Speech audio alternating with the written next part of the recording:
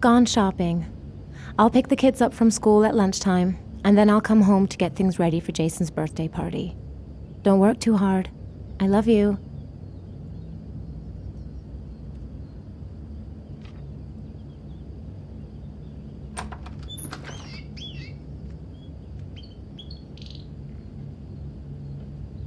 I better take a shower and get dressed before I go downstairs.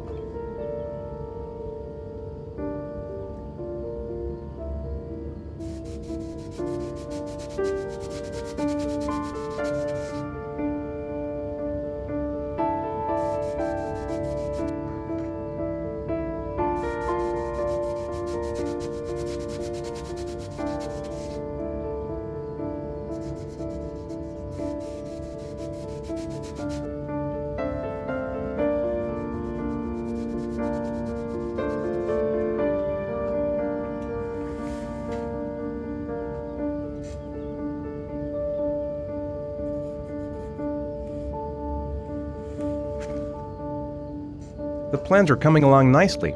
Should be finished by Monday.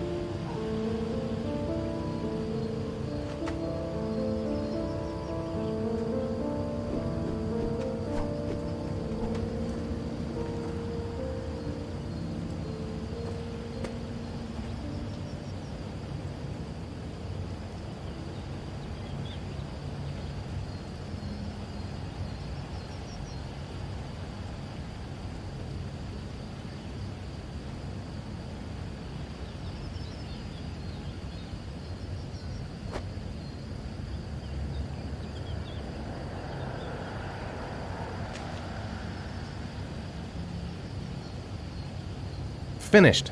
Now I can relax and seize the day.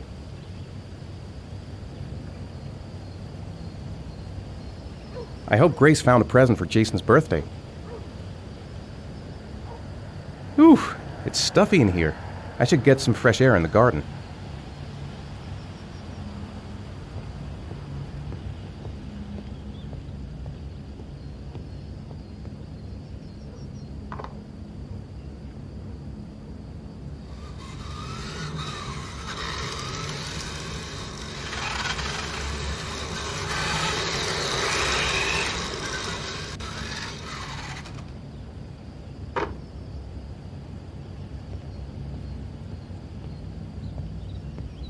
It's almost lunchtime.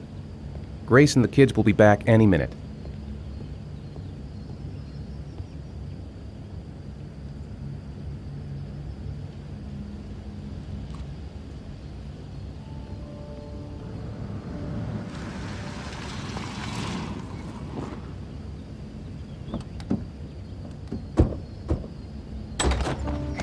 Dad! Hey, take it easy, you're gonna knock me over. So this is your big day, huh? Am I grown up now? 10 years old, that's not exactly grown up, but you're getting there. Now, can I drive your car? And I think you're gonna have to wait a little while for that. Ethan, can you please help me? I'm coming.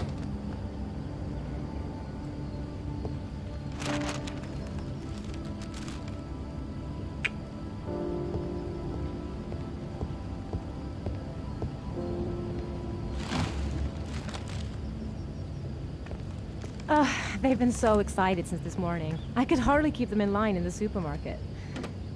How's your day been? Managed to get any work done? I made some pretty good progress. I've just got to work on a few more details, and then I should be ready to present the plans to the client. I've got a billion things to do. It'll never be ready before Jason's pals arrive. Can you please help me? There should be plates in the living room cupboard. No problem, leave it to me.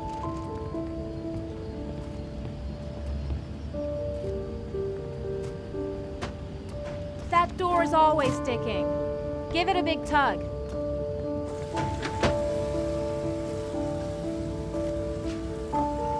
That's the set my mother gave us.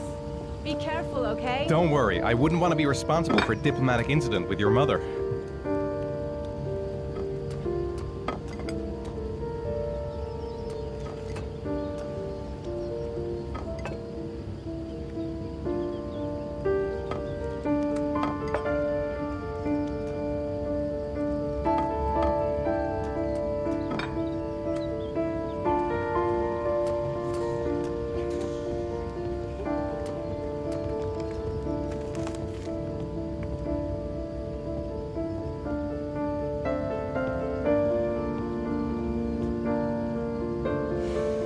Ethan.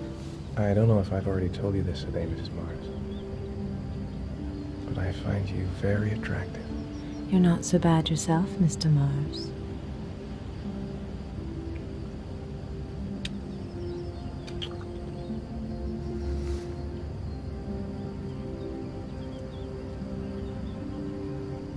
I know what's on your mind, Ethan. But now is not the right time for it. Shame. I've really got to focus on this party. We'll continue this little conversation later.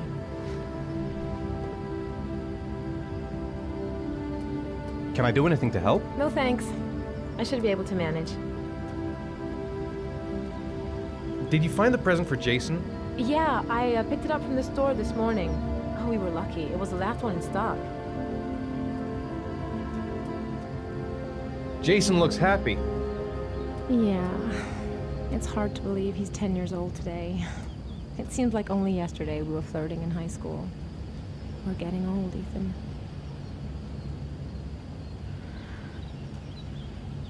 When are Jason's friends coming? Oh, about 2 p.m.?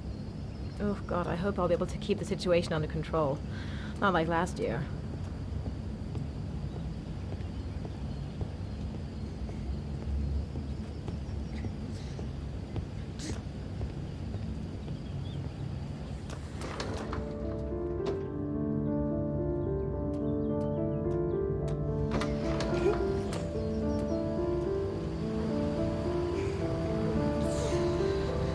That's it. I'm free as a bird. Hey, 5 minutes, boys, okay? After that, we've got to eat, because your friends are going to be here soon. Okay, we promise, Mom. Who wants to go first? Me first! No, me me first! Easy, fellas. You can both have a turn. All right, Jason. Let's do the helicopter.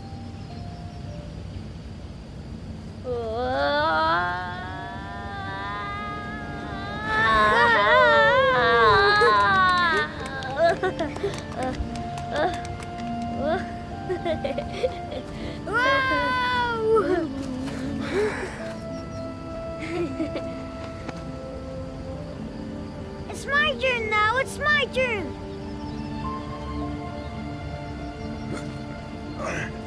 Okay, Sean, get ready. Here we go.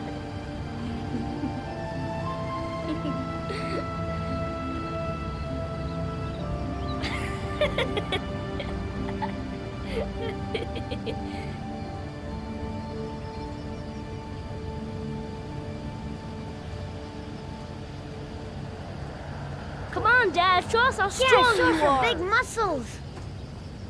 Be careful. Hang on.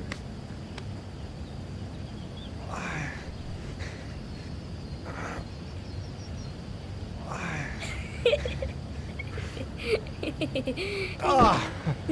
Oh. Whew.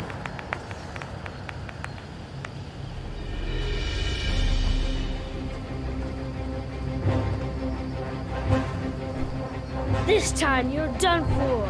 You're gonna pay for all your crimes, evil one. Ah, surrender, weakling. Say your prayers.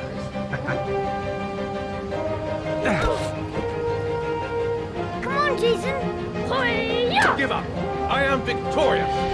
Watch out. Oh! Attack, attack. Whoa! Ah! Pay for that. Come Oh, that's gonna leave a mark. Jason. Ah! Continue. Ah! Watch out. Yeah! Ah! Ah! Go, Jason. Yeah. Hoya! Oh, no.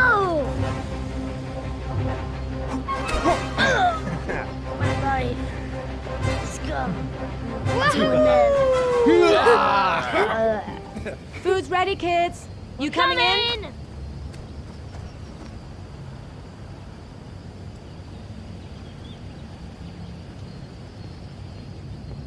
Sean? Lunch is ready. I'll go get him.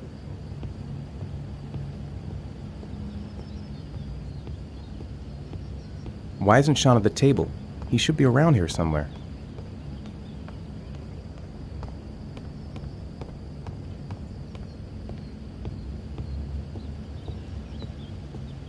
Sean? What's up? It's Merlin. He's dead. He's dead and it's all my fault. No, it's not, Sean. Of course it's not your fault. I'd give anything if you could come back to life. You know, Sean, there's some things which just have to happen. Even if you don't want them to. It's not fair, Dad. It's not fair. I know. I know.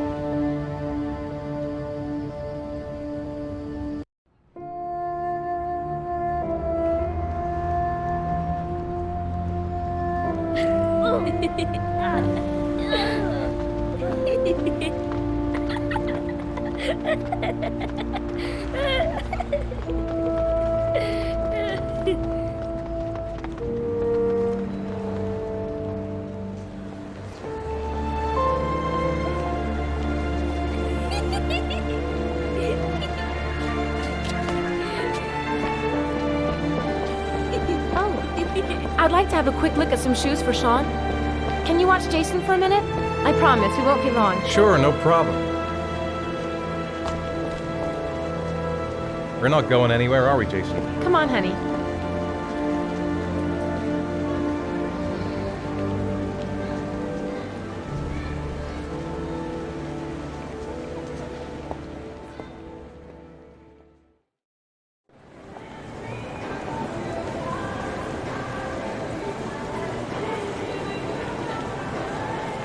Jason!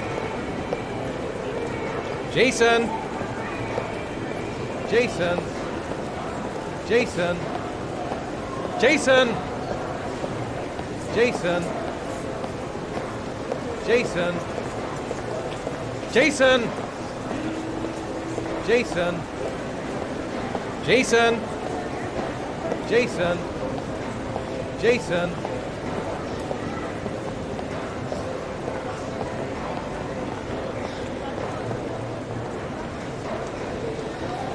Jason, you really shouldn't wander off like that, you know? There's an awful lot of people in here. Please, Dad, can I have one? I would really love to have one. Please, Dad, come on. Okay, let's go buy a balloon. Great! Hey, champ! What's your name? Jason, Which balloon would you like, Jason? the red one. Here you go.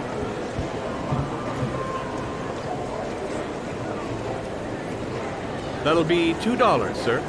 Jason, wait for me. Wait for your dad, son. It's really crowded in here.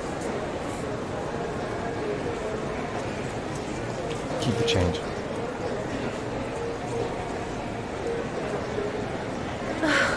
It is impossible to try on a pair of shoes with this crowd. Where's Jason? He was here a second ago. I bought him a balloon. I turned around and he just disappeared. Disappeared? What do you mean disappeared? Stay here. I'll go get him. I'll be right back. Jason! Jason! Jason! Jason! Jason! Jason! Jason! Jason! Jason! Jason! Jason! Jason! Hey man, are you nuts? Jason! Hey man, watch it! Jason! Jason! Hey man, watch where you're going! Jason! Jason! Ow! Jason! Jason! Jason! Jason! Ow! What now? Jason! Jason! Jason! Jason! Jason! Jason!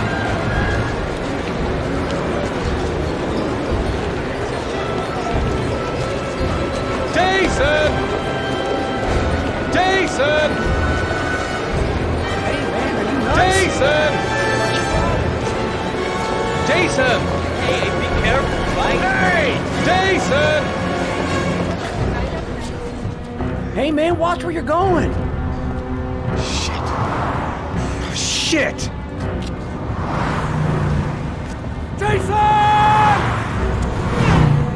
Dad!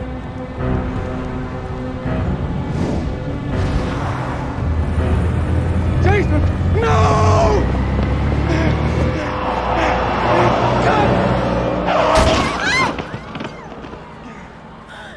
Jason! Jason! Oh my god, no! No! No, Jason! Oh my god, no! No! Oh my god. No!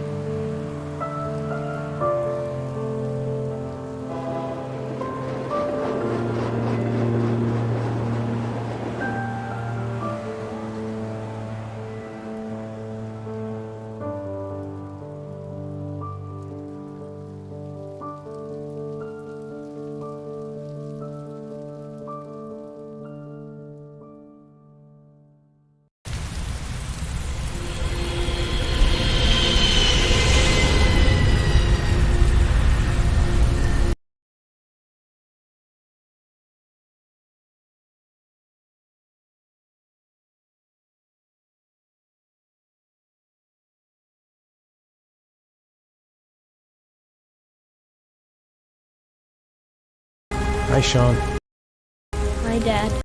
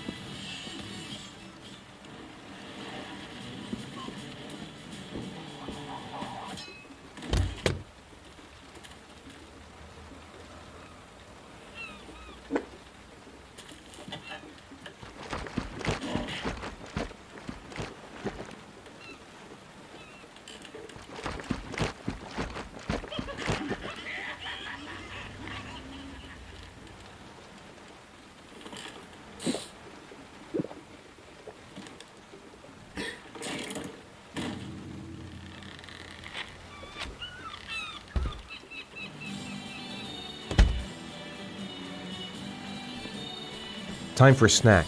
Maybe Sean is hungry. It's time for your snack. Are you hungry? I guess, a little. Let's see what we can find in the kitchen.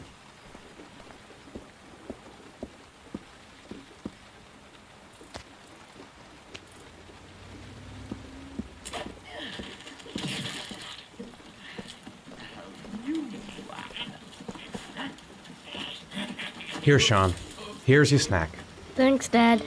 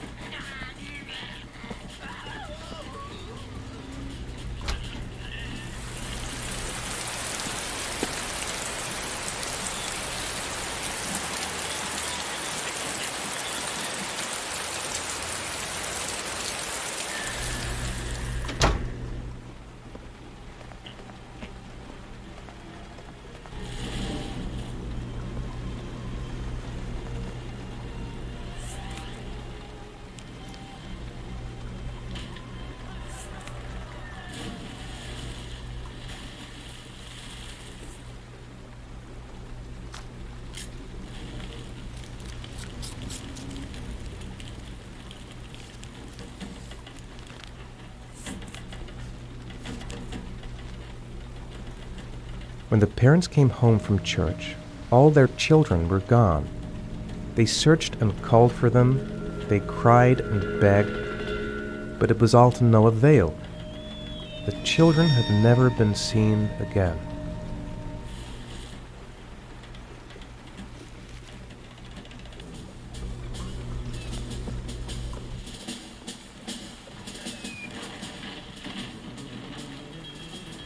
What do you say we play together for a while? I'd rather watch TV. How are things at school? Is your teacher nice? Everything's fine, Dad. So, do you want to talk a little? Talk about what? I don't know, about you, your friends, how things are going. Nothing special. Sean, do you want to do your homework now? Please, Dad, let me watch TV a little while longer. We'll do it later, okay? I think we should just get right to it. Then it's done and out of the way. Now, get your bag and get set up in the kitchen. I'll help you.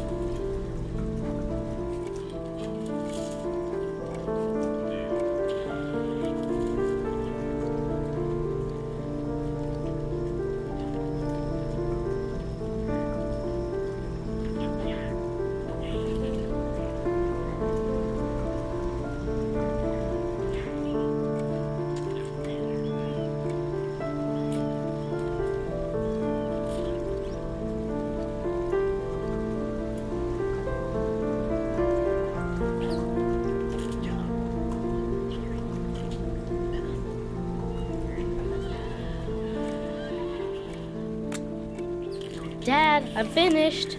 Can I go watch TV?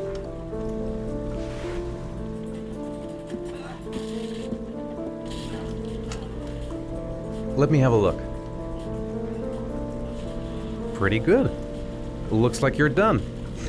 Off you go.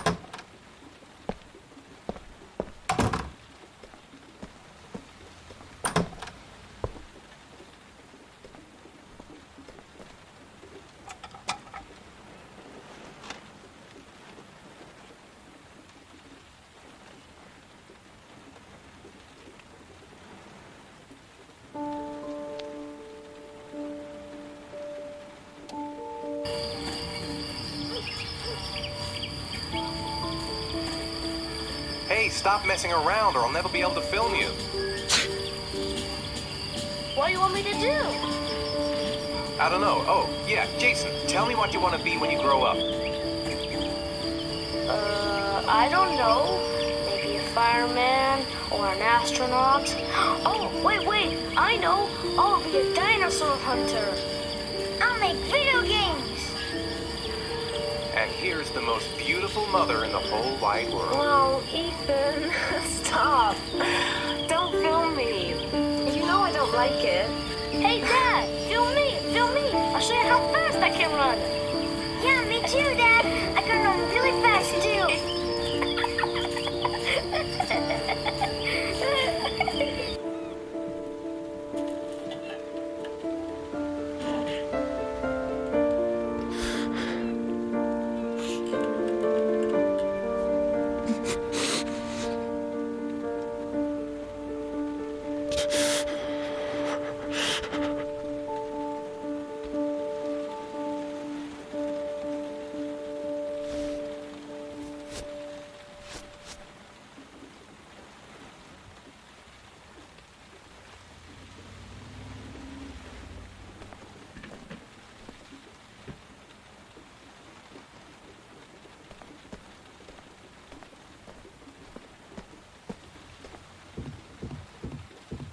It's dinner time.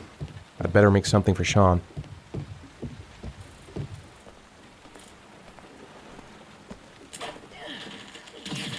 You've got a cold coming on. I'm gonna see if I can find some medicine for you.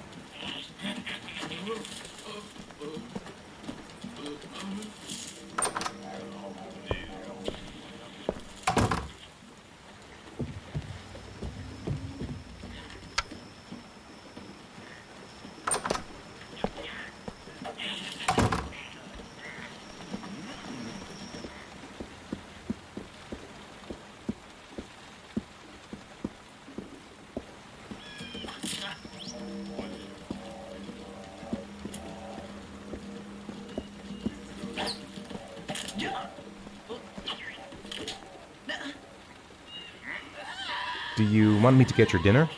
Oh yeah, I'm really hungry. Okay, I'll go see what I can find. I'll call you when it's ready.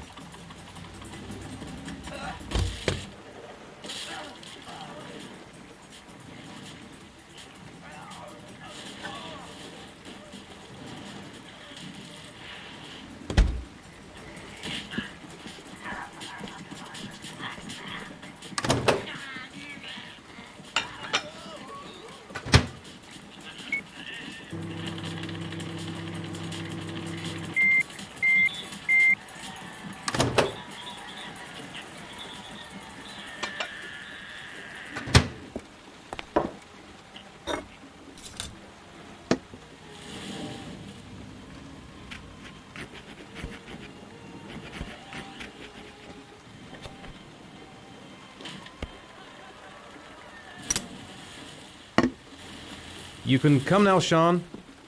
Your meal is ready. I'm coming.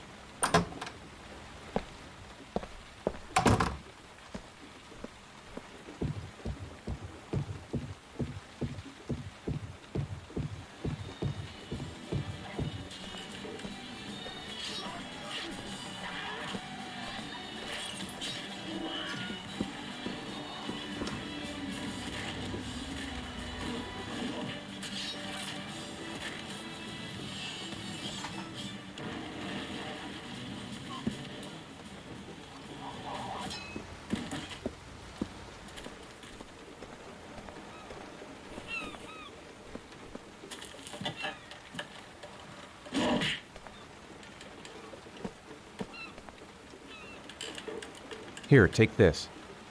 It'll make you feel better. Thanks, Dad. Come on, Sean. It's time for bed. I'm not tired yet. Can I stay up a little longer? Now, that's not very reasonable, is it? You have school tomorrow. You have to get some sleep. All right, I'm going. Are you coming with me? Go brush your teeth and put on your pajamas. I'll come up.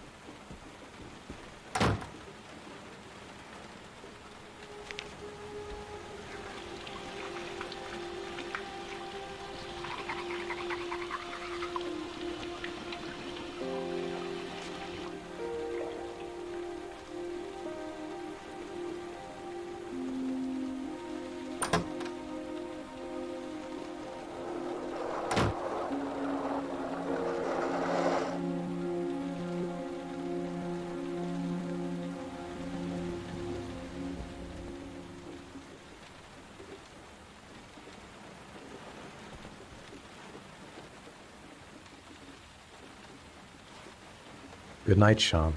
My teddy! I haven't got my teddy, Dad! You must have left it somewhere in the house. Do you have any idea where it could be? No, Dad. Please, I can't sleep without him. All right, I'll have a look around and see if I can find it, okay?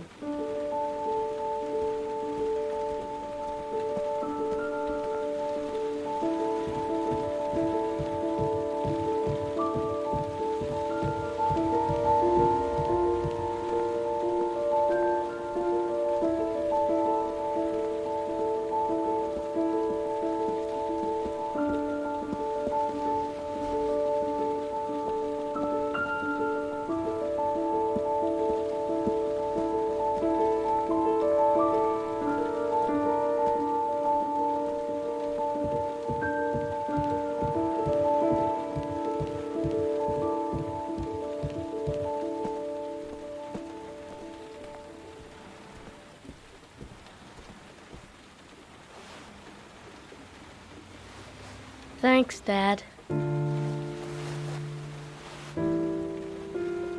Good night, Sean. Right. Dad, Yeah? why do you look so sad? I think I just need some time to get back to the way things were. You know, Dad, what happened to Jason wasn't your fault. Good night, Sean.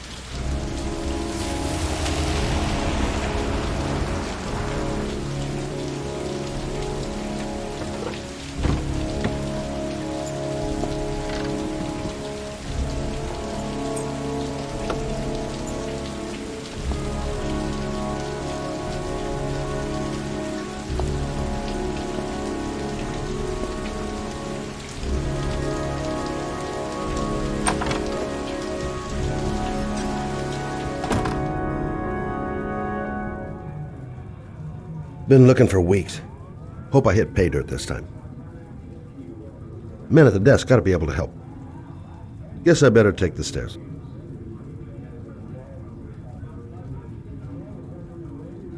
Lauren Winter. Ring any bells? Nope, can't say it does. Oh, that Lauren Winter.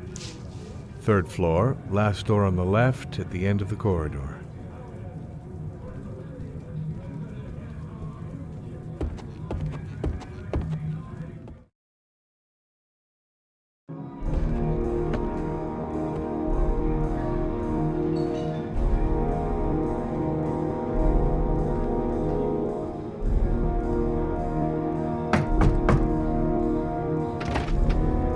Lauren Winter?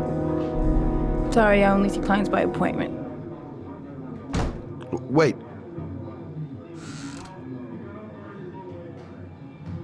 It's $50. I don't kiss and I don't do any weird shit. Fine by me.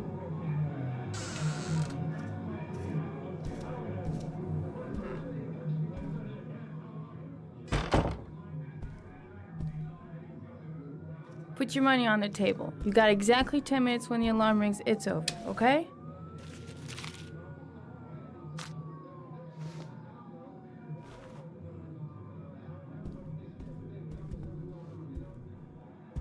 You should take your clothes off. We ain't got all day.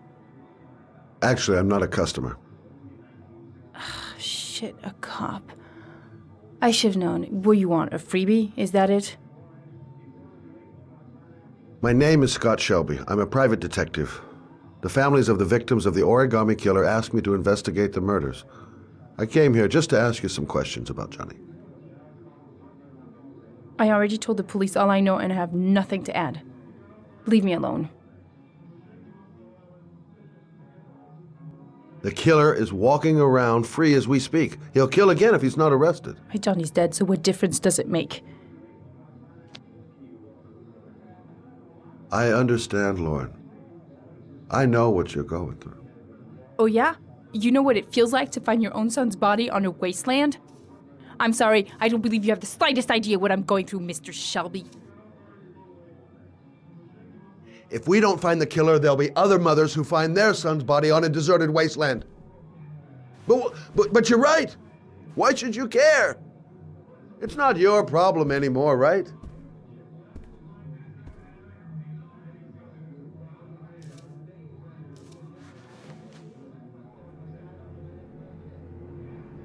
What do you want to know?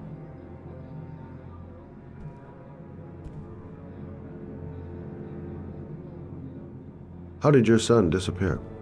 He used to go play with the neighborhood kids after school. It was pouring down something awful that day. I'll never forget it. All his friends came home around 5. All except him. Did you suspect anyone after he disappeared? I meet a lot of pretty shady characters in my line of work. Sure, I thought of it at first. But it didn't seem to make any sense. I don't believe any of my clients could have done that to my Johnny and all those other kids.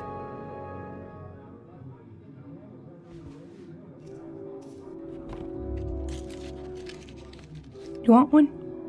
No thanks, I quit. That's brave.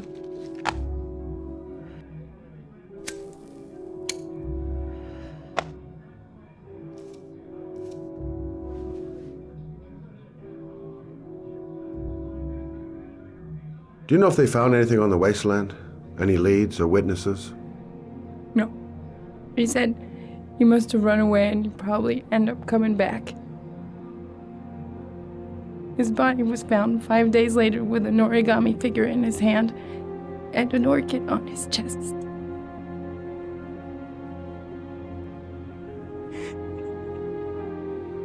When did you sound the alarm?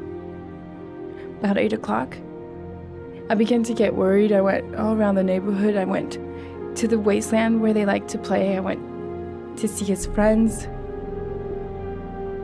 I called the cops about 10 o'clock.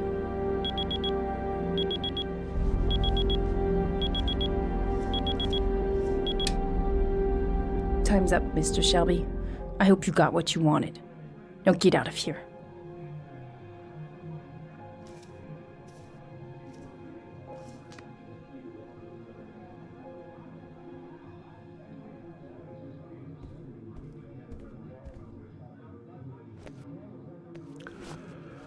Well, if you remember anything, the smallest detail, give me a call.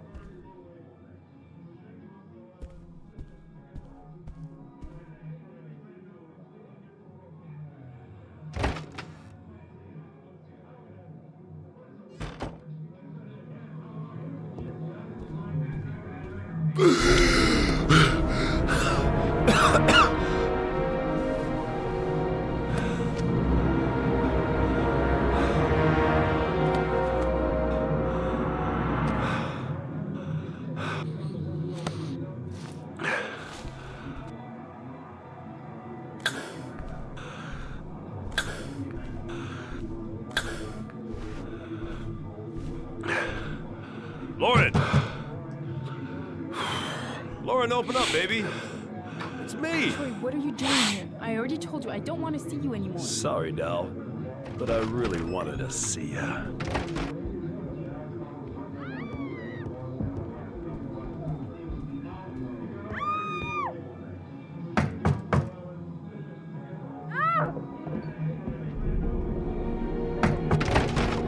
What do you want, asshole? Lauren, is everything all right? She's just swell. Now beat it, loser! You again? If you're looking for trouble, you found it. I'm gonna beat the shit out of you. Oh!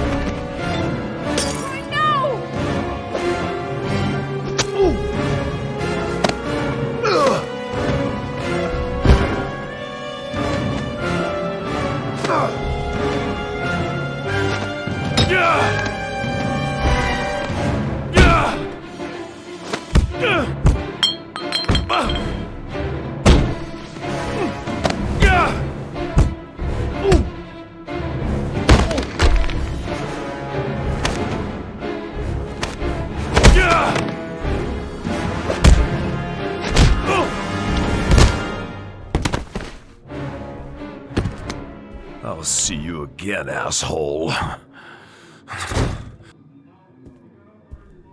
Are you alright?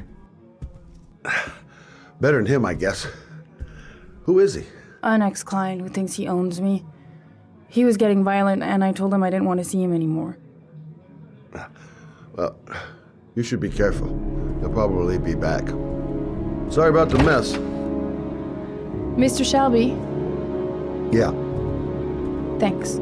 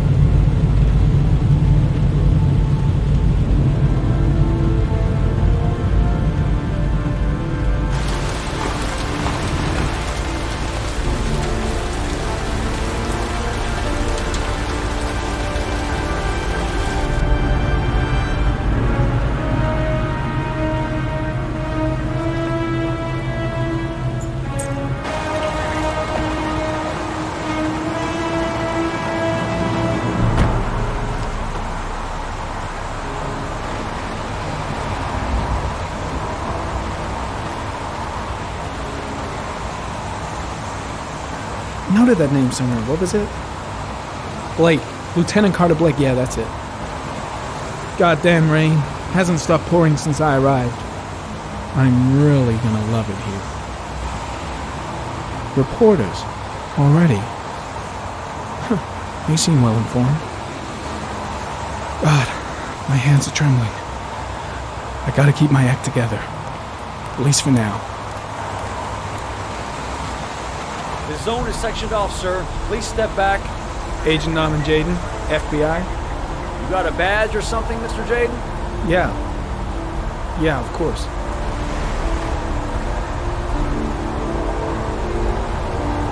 Check. You can pass. I'm looking for Lieutenant Blake. Is he around? I saw him arrive earlier. He's here somewhere. Thanks.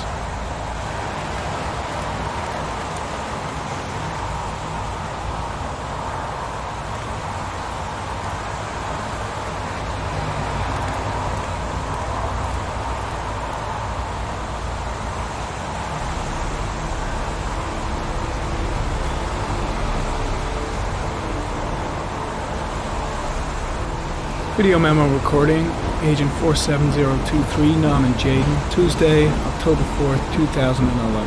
Time is 8:14 a.m.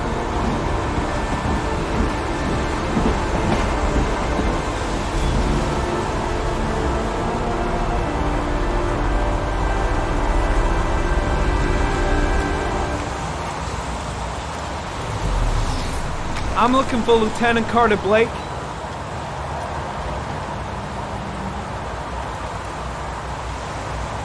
Thanks.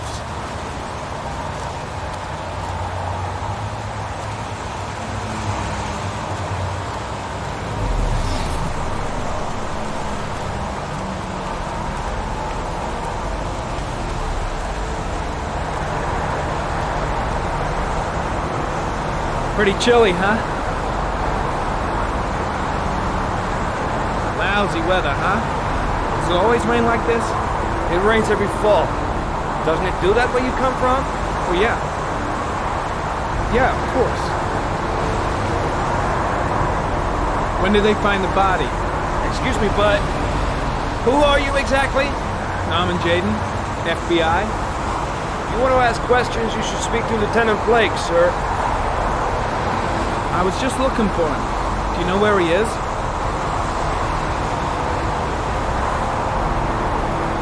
Thanks. Is that a coffee you're drinking there? There's some in the thermos behind you. Help yourself.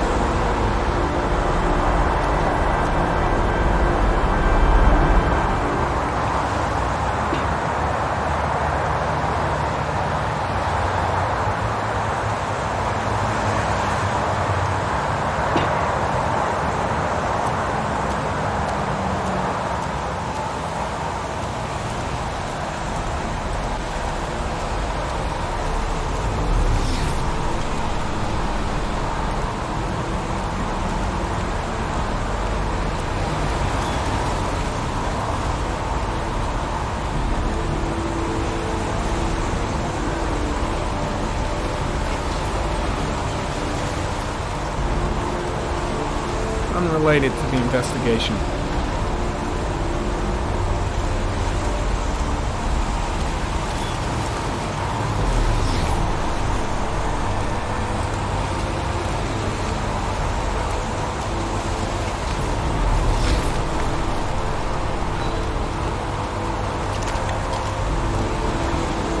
Lieutenant Blake? I'm Agent Norman Jaden from the FBI. I went by your office this morning. They told me you'd be here. Now, if you're looking for rain, dead bodies, and highways, you come to the right place. Mike, will you tell that asshole with the bulldozer to stop for 5 minutes? I can't hear myself think here. Right away, Lieutenant. Well, are you coming, Jaden? So, what happened? Some guy taking his dog for a piss found a body about 6 o'clock this morning. We don't know much more right now. Based on what we've seen, looks like the work of the Origami Killer. Has the body been identified? No, not yet. We should know more later today. Any news on the coroner? He's on his way, Lieutenant. We've been waiting for an hour, for fuck's sake. There are a lot of people on the crime scene. Aren't you afraid your men might destroy some clues? You don't find proof sitting behind a desk.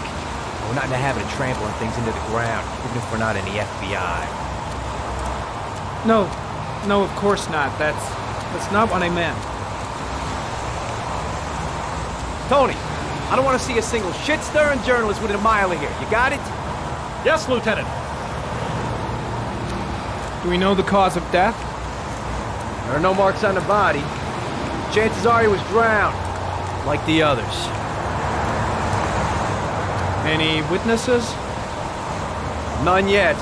Given the neighborhood, I'd be surprised if anybody saw anything. Listen, I'm a little busy here. Why don't we discuss all this a little later, back at the office? Oh, no problem. I understand. Do you mind if I have a look around? Be my guest. Hey, Jaden, come and see me if you find anything, okay? We're on the same team now.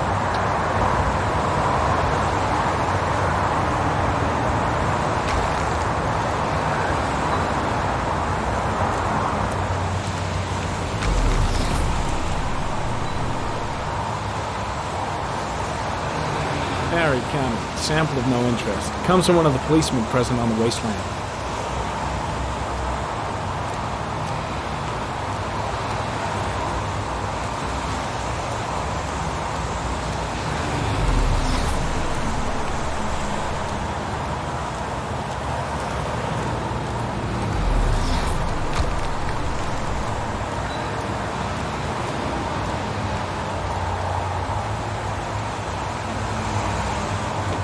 Airy comment, sample of no interest. Comes from one of the policemen present on the wasteland.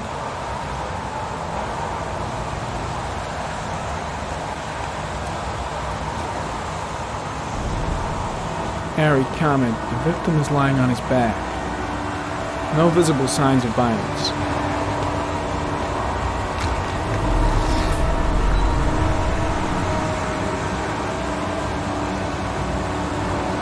An orchid was placed on the victim's chest.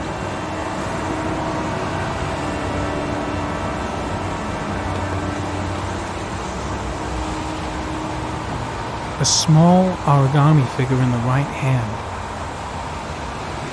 Fingers were probably closed after the time of death. The victim is Jeremy Bowles, declared missing 5 days ago. See reference file.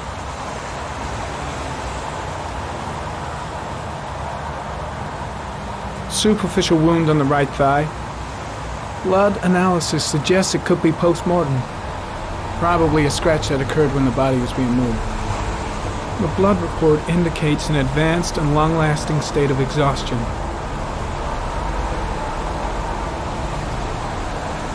His face is covered with mud, like the other victims.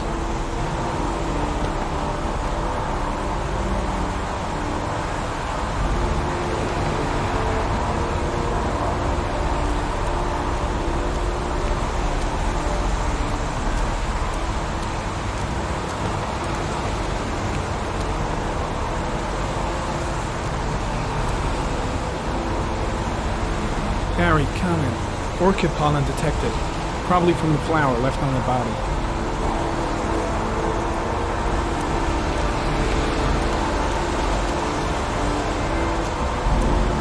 Harry comment, pollen particles disappear in the tall grass. It's probably the end of the trail.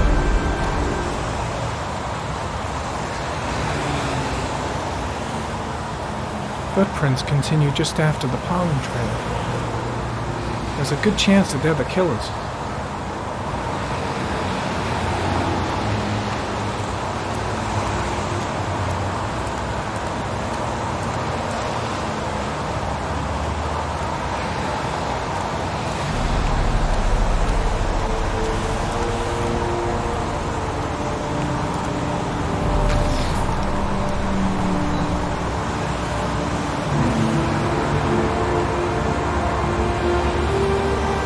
Comment. There are traces of blood on the fence behind the railroad line. It comes from the victim. The killer came this way with the body and probably grazed it on his way through the fence.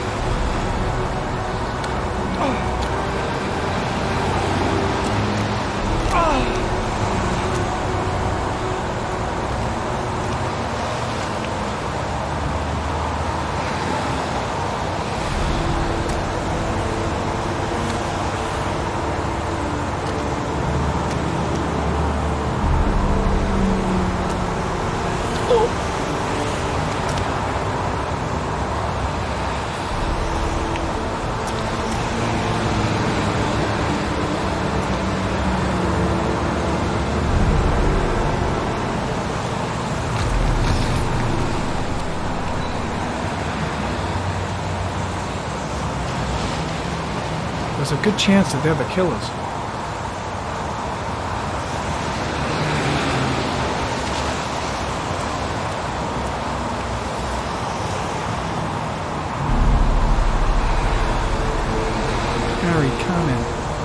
tire tracks on the side of the road behind the railroad line. It may be the killer's car. I think I've seen all there is to see.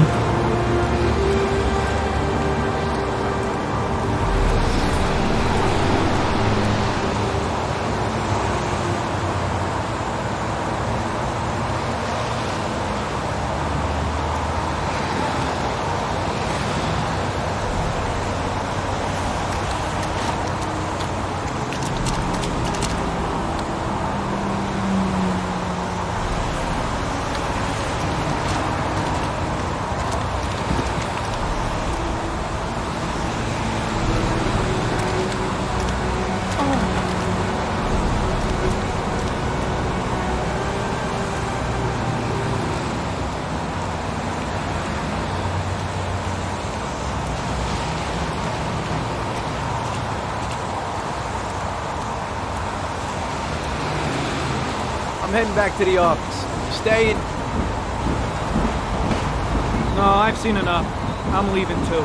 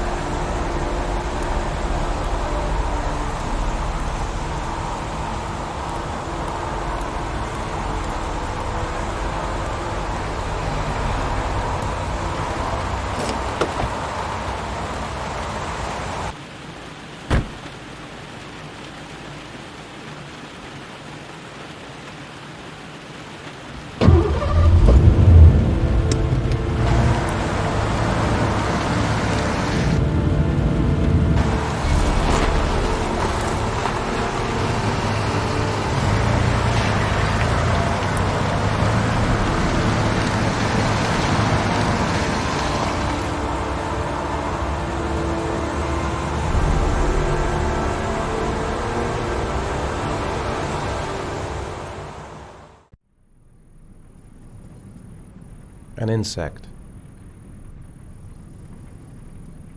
A wolf's head. A crab. Death. Death.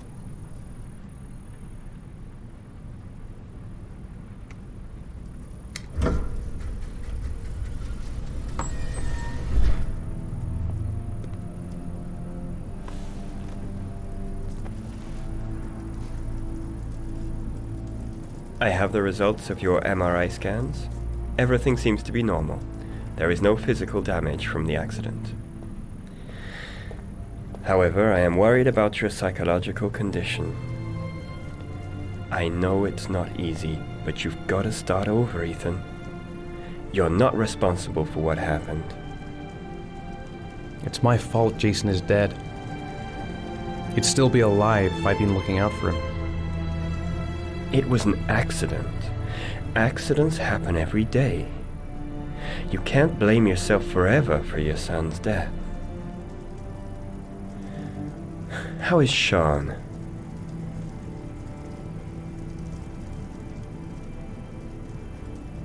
He's a very solitary kid, you know, very focused within himself. He's really close to his mother. With me, he's more distant. And what about you, Ethan? What do you feel?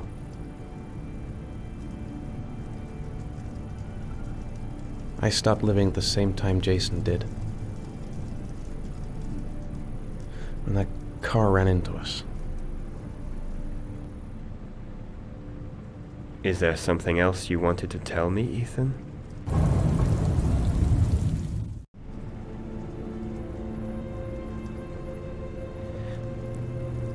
I sometimes have these blackouts. Times when I don't know what I'm doing. I recover consciousness sometime later, but I'm someplace else. And I have no idea how I got there. Do you think this could be related to the accident? You suffered a massive concussion and were in a coma for 6 months. We really don't know what effect a shock like that can have on the brain. That's the end of this session. We'll continue this conversation next week. You were lucky, Ethan. It's very rare to survive such a traumatic accident. I don't exactly feel lucky, Doctor.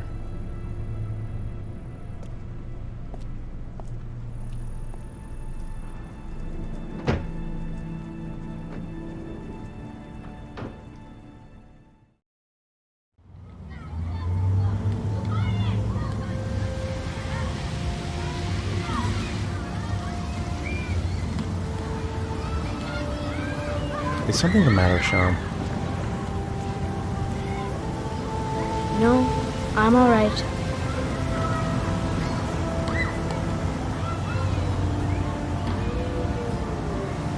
How did things go at school today? The teacher yelled at me for being late again. She's gonna send me home the next time it happens. I'm sorry about that, Sean. Next time, we'll really pull it together, okay?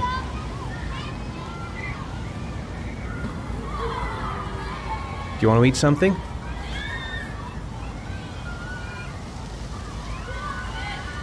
Aren't you gonna go play with the other kids? I don't feel like it.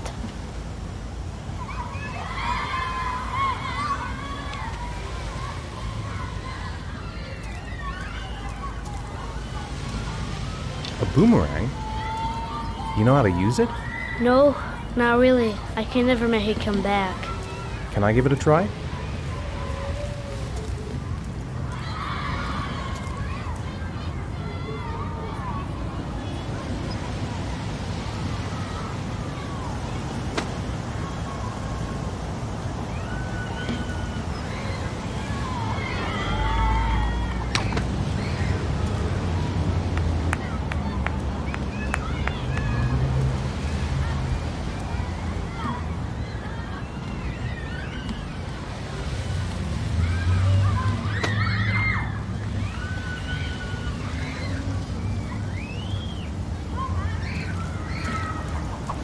Whoa! You did it, Dad!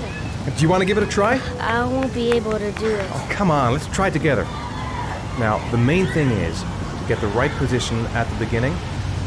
Now, you gotta throw it straight and a little to the right.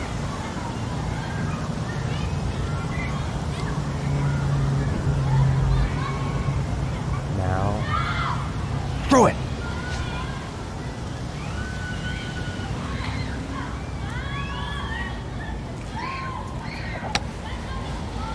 I did it! I did it, Dad! Good job, Sean.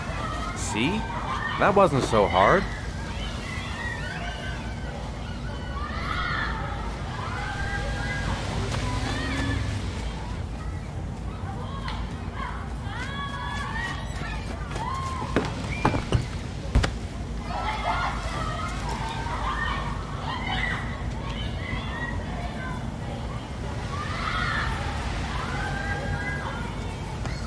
I'll find something else to do with him.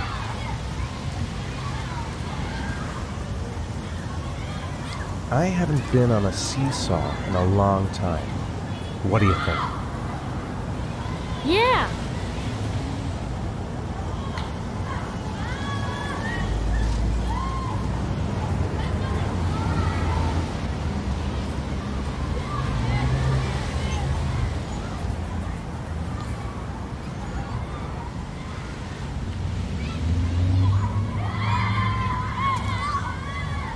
Come on, Dad, make me fly!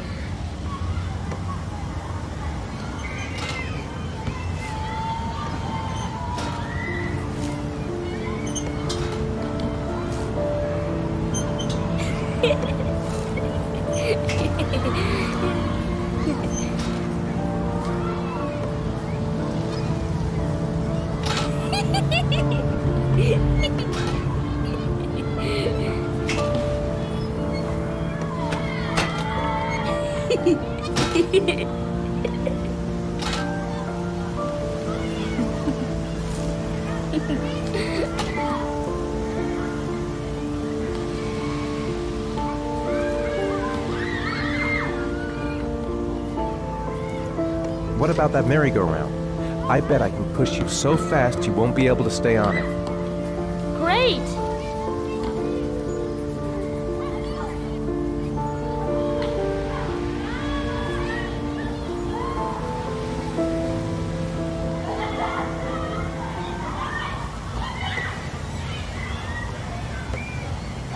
Go on, Dad, as fast as you can. Faster! Faster! Come on! Faster, faster!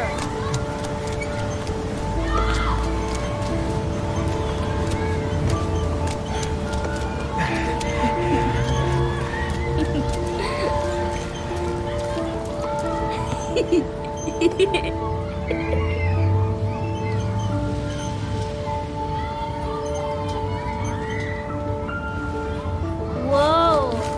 I think my head is spinning. Good training for astronauts, though.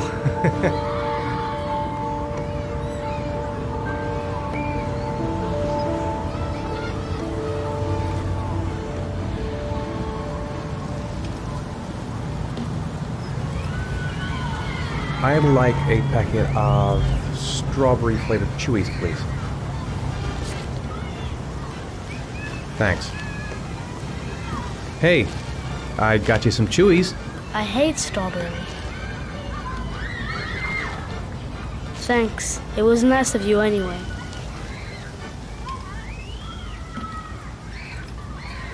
It's getting dark. It might start to rain soon. Should have known he doesn't like strawberry. Don't even know my own son anymore. He seems to be having fun. It's been a long time since I've seen that smile. You want to go play on the swing? I'll push you. Okay.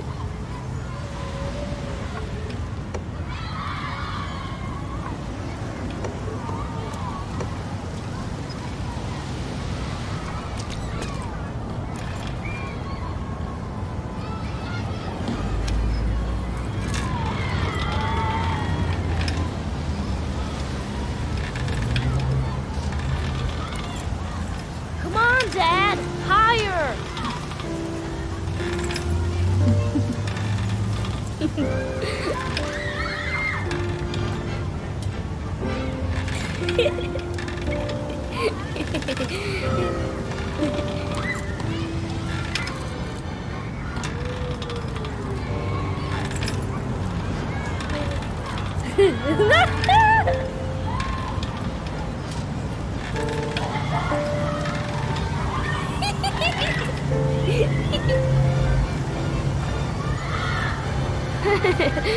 That was cool.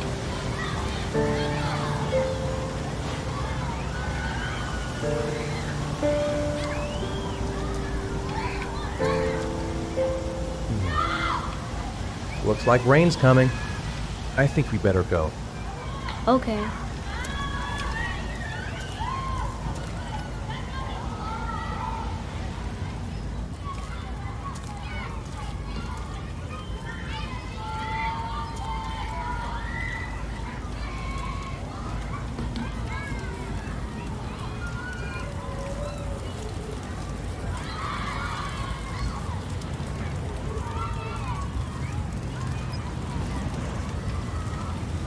You know, sometimes I remember before. I mean, when Jason was still here. Sometimes I wish everything could just be the way it was before. Me too, Sean. Me too.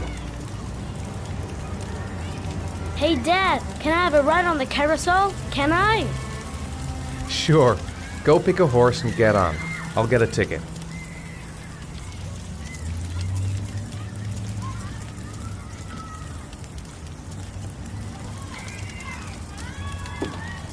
One, please. That's $1.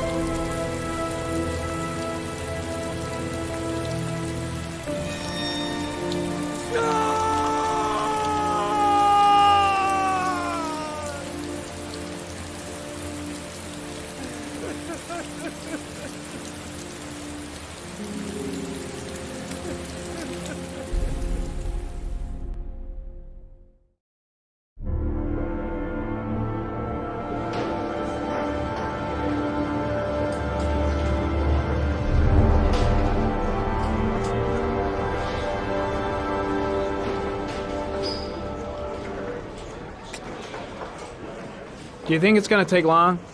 No, he should be finished soon.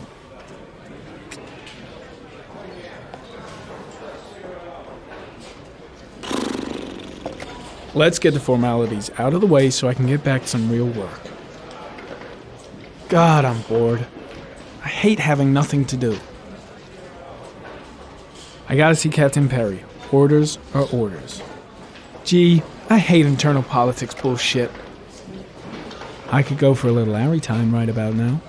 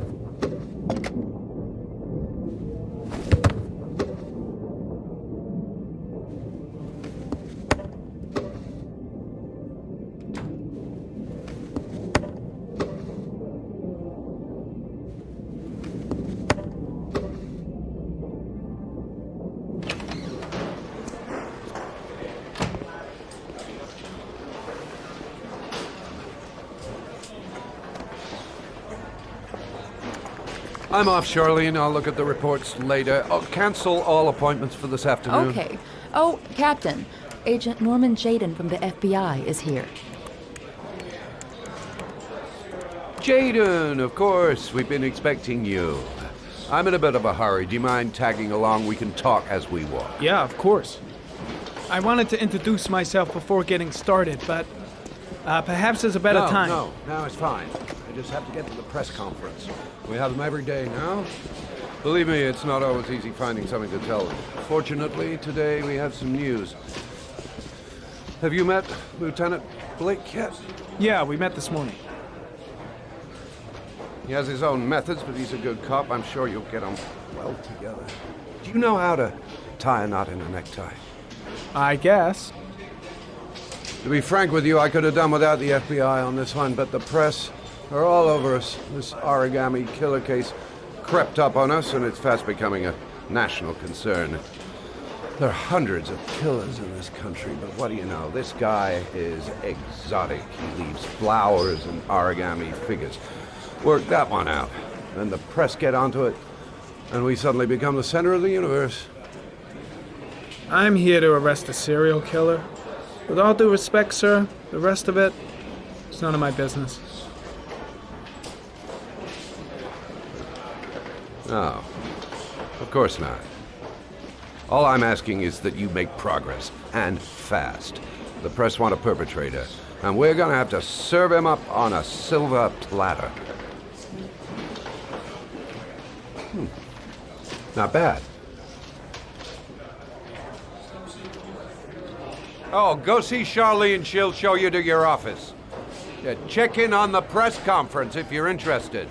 It'll give you an idea of the political climate around here. Thank you, sir. Welcome to the club, Jaden.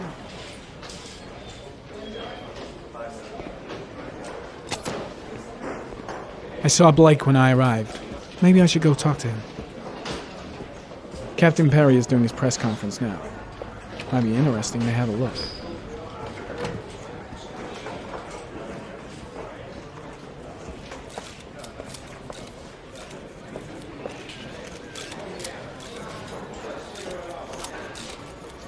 The body of Jeremy Bowles was found this morning on a patch of wasteland in the East End at about 6:30 a.m., 5 days after he was reported missing. An autopsy will be conducted tomorrow to determine the exact cause of death, but going from first indications, it would seem that he drowned. The state in which the body was found suggests the methodology of the Origami Killer. The investigation should confirm this in the coming days. The police are continuing to work around the clock to find the murderer as quickly as possible. I'll field some questions. Yes. You said the methodology indicated another victim for the Origami Killer. Can you be more specific? An origami figure was found in the victim's hand, and an orchid was placed on his chest. His face was covered with mud, but there were no visible traces of violence to the body. Go ahead. The Zodiac Killer was never identified. Perhaps the Origami Killer will never be found either. I don't think there's much chance of that. For the moment, the killer may think he's invulnerable, but in the end he'll make a mistake and we'll be there to arrest him. Yes? Did the killer leave any written evidence? Perhaps a ransom note explaining his actions? Or anything like that? No. He has not made contact in any way, and we have only the murders to help us understand his motives. Yes. What's the question? Some people are saying that the police were slow to take an interest in these murders because the victims lived in poorer parts of the city. What do you say to that? That's absurd.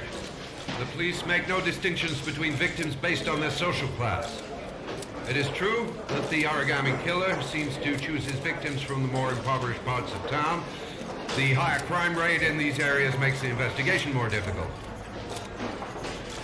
Time for a couple more. Yes. There are rumors that the FBI has sent a profiler to help with the investigation. Is that true? You seem to be well informed. Yes, we asked the FBI to send us a profiler to help us with this investigation. We were planning to announce this in the next few days, but it seems that won't be necessary. According to certain sources, the town hall's been applying pressure to avoid any mention of a serial killer in order not to have an adverse effect on the mayor's election campaign. Do you have anything to say about that? Pure speculation. At no time has the mayor been involved in this investigation, except to support the efforts of the police force, of course. Thank you for your cooperation. One question, please, sir. One last question. Captain Perry, one more question, please.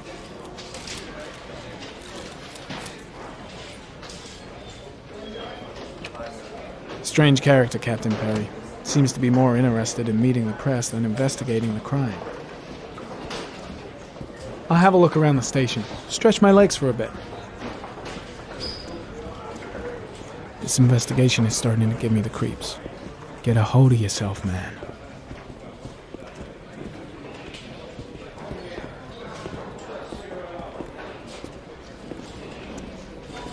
I'm ready to start. Maybe we should kick off by talking about the case? I have some work to finish here. Let's talk about that later, if you don't mind. Okay. No problem. Just let me know when you're available. I'm dying of thirst. Where's the water cooler when you need one?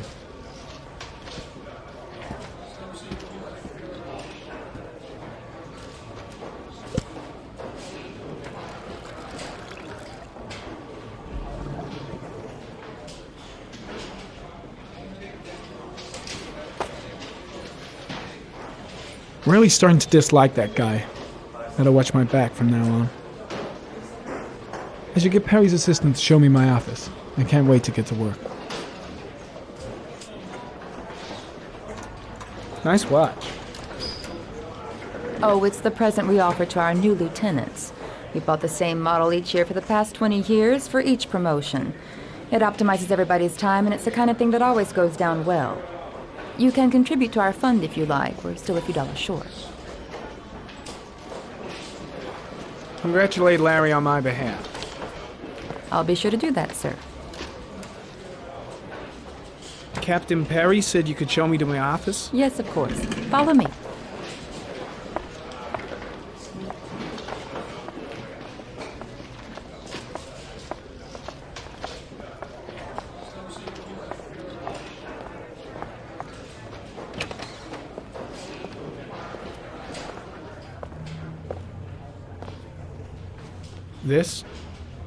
This is my office? That's where I was told to take you. If you need anything, you know where to find me.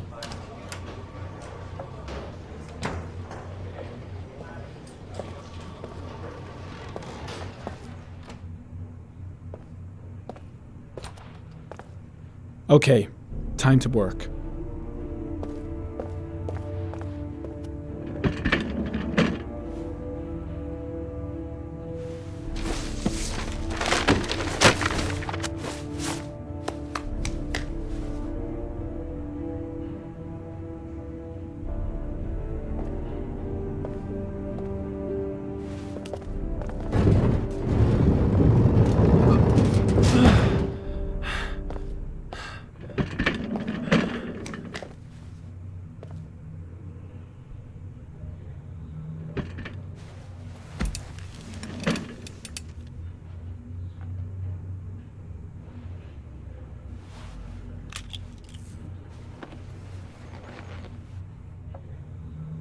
Step 1.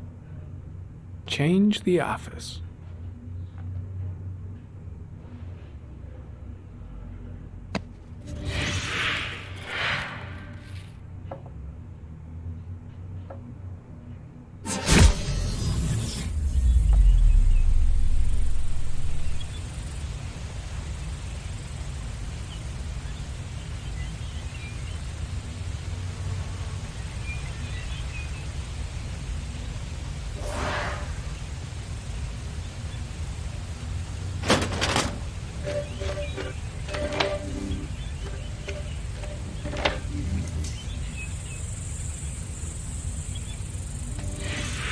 Eight victims in the last 3 years. All boys, aged between 9 and 13. No signs of violence. The victims disappear from public places in broad daylight.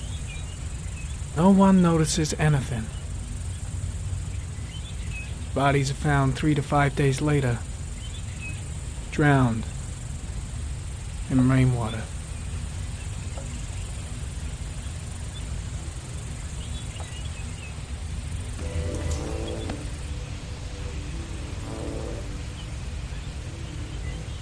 There is always a railroad line adjacent to where the bodies are found.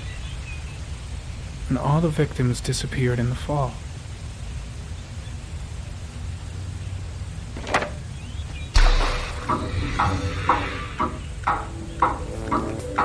The killer has a large comfort zone. He gained confidence rapidly and moved away from his base. This won't make the geoprofiling any easier.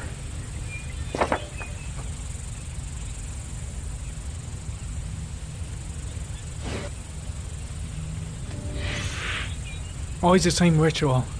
An origami in the hand, an orchid on the chest.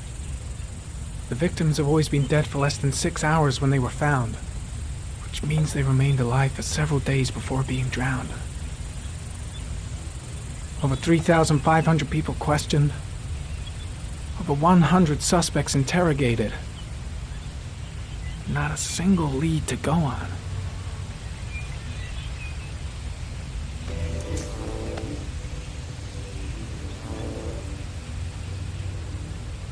The killer is white, aged between 30 and 45. He is intelligent, calm, and determined. An organized type. He has a car. He's probably employed, but his work allows him free time.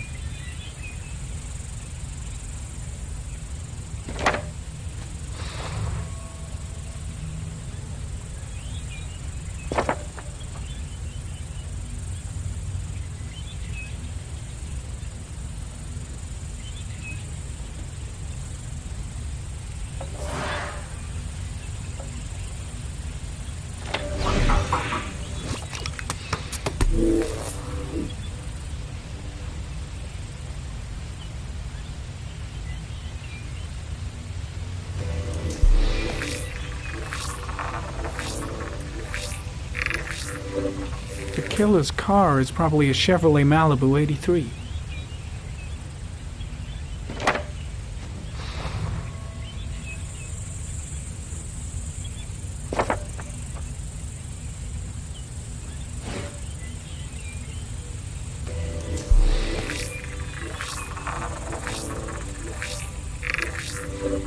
No prints or specific clues. Nothing much to go on. Just one origami store in town.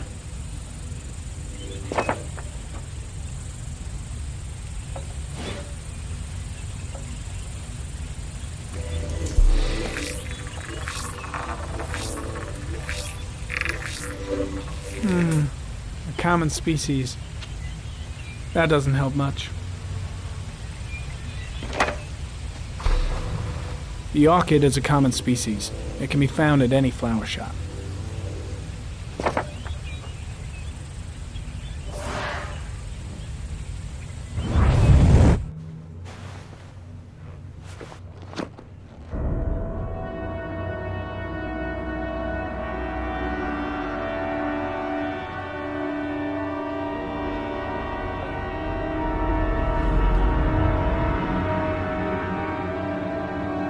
Here we go again.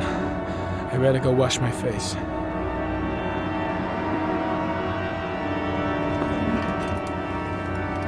I need to take some. I'm gonna faint if I resist. That's all right. I know I can make it. I know I can make it.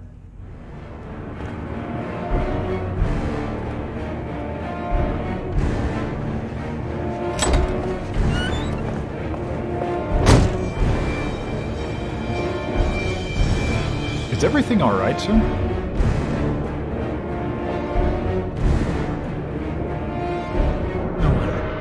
No one will see.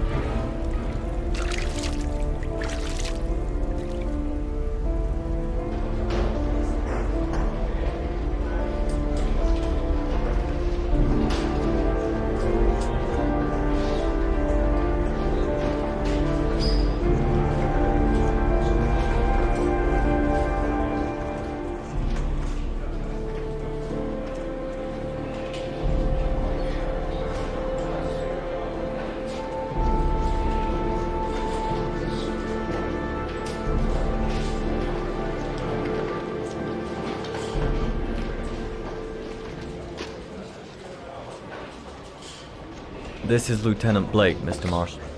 Could you please tell him what happened? It was this afternoon. I went to the park with my son, Sean. We played together for a while, and then he wanted to go on the carousel, so I put him on one of the wooden horses, and when I turned back, Sean had disappeared.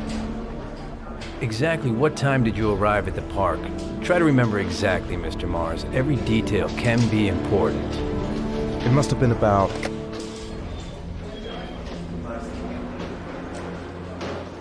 5:30, I think. I'm not really sure. What was your son wearing when he disappeared? He was wearing a coat. A beige coat. And a pair of pants. Green pants. How could Sean have disappeared without you even noticing? Weren't you right by the carousel?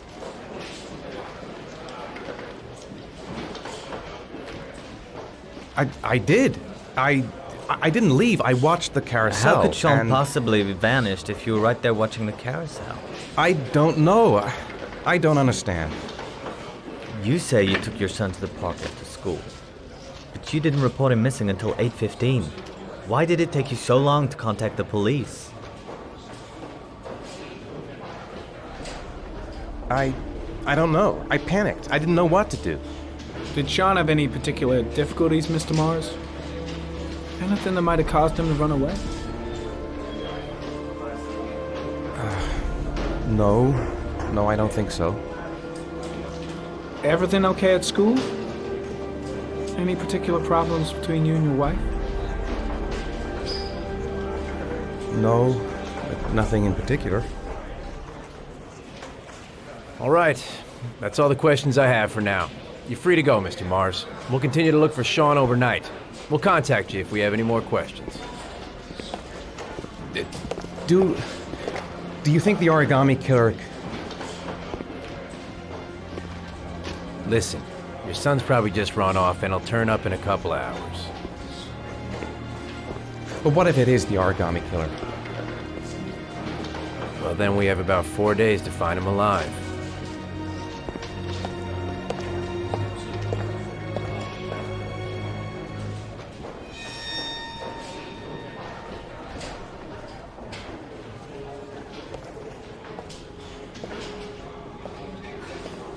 Did they find something? No, nothing yet, but they're gonna keep looking through the night. Do they think it's the Origami Killer? It's still too early to say. but it is a possibility.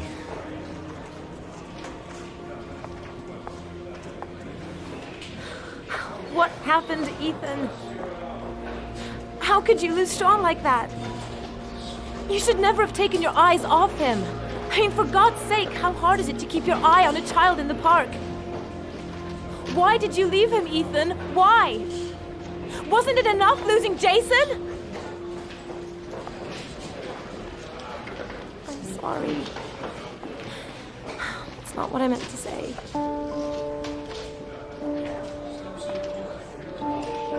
I miss him so much.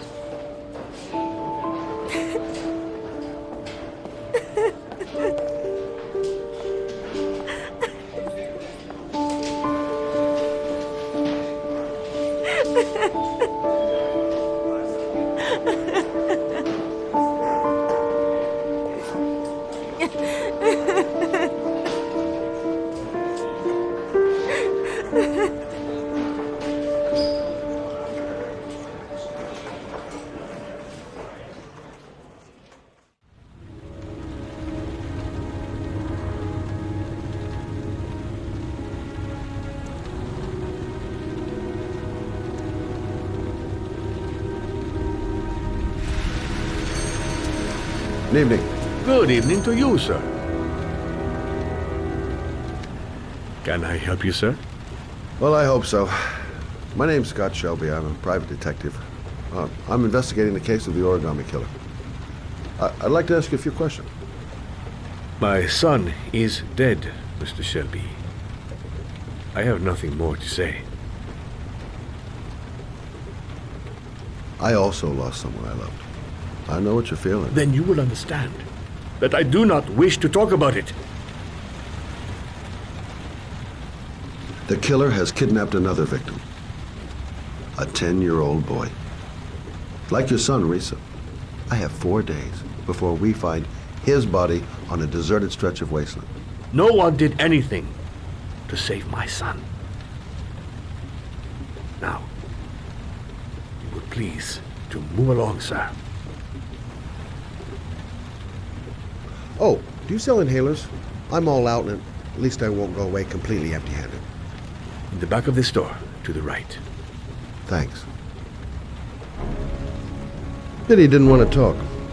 Might have known something. Goddamn asthma. Can't breathe when it rains.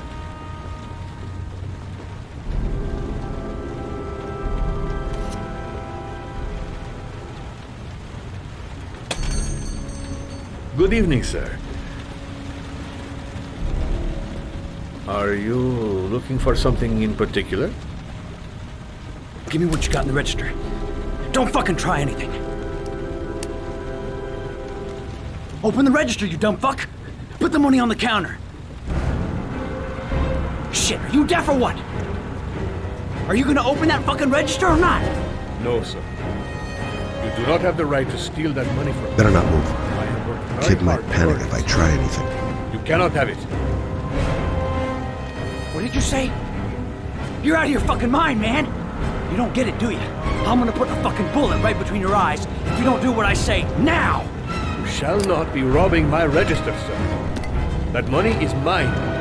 I ask you now to leave before it is too late. Christ, goddamn idiot! Open the register! Don't make me fucking kill you! No, sir. That I cannot do. Don't turn around. I'll waste you, man. I ain't joking. I swear to God, man, I'll blow your fucking brains out!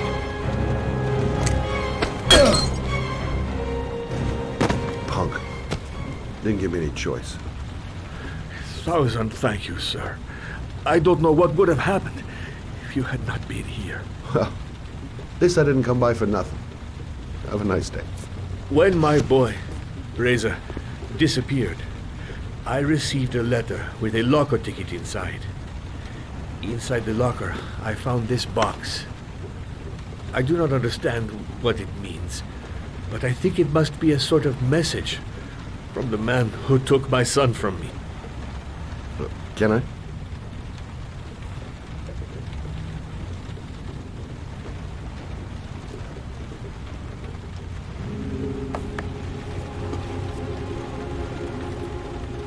Please, take the box if it can be of any use to you at all. It did not help me to save Reza, but maybe it will help you find the other little boy.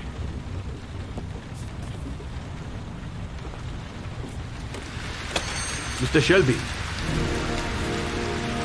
I was beginning to think that there was no good to be found in this place. I can see now that I was wrong.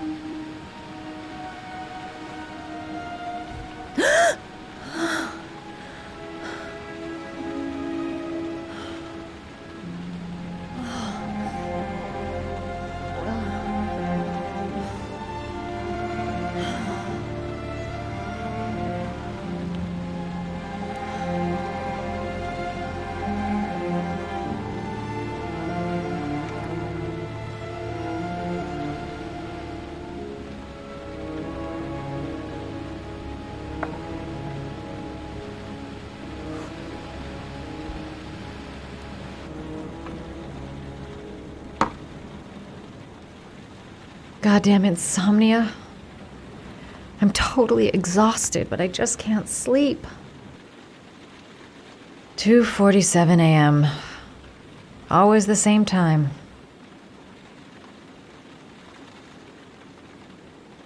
I shouldn't take those damn pills again. A hot drink is what I need.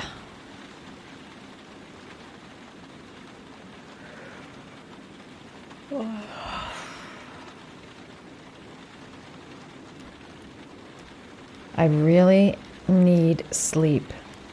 How hard can it be to fall asleep? If I try to stay busy, it might actually help me get to sleep.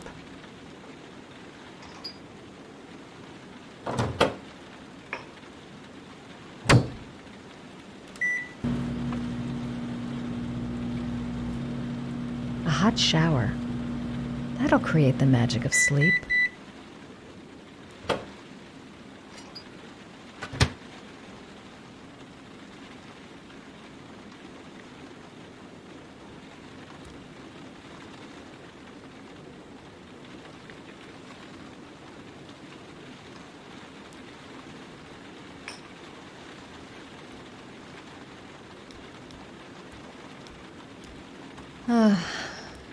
Maybe I'll go to bed and give the sleep thing one more shot.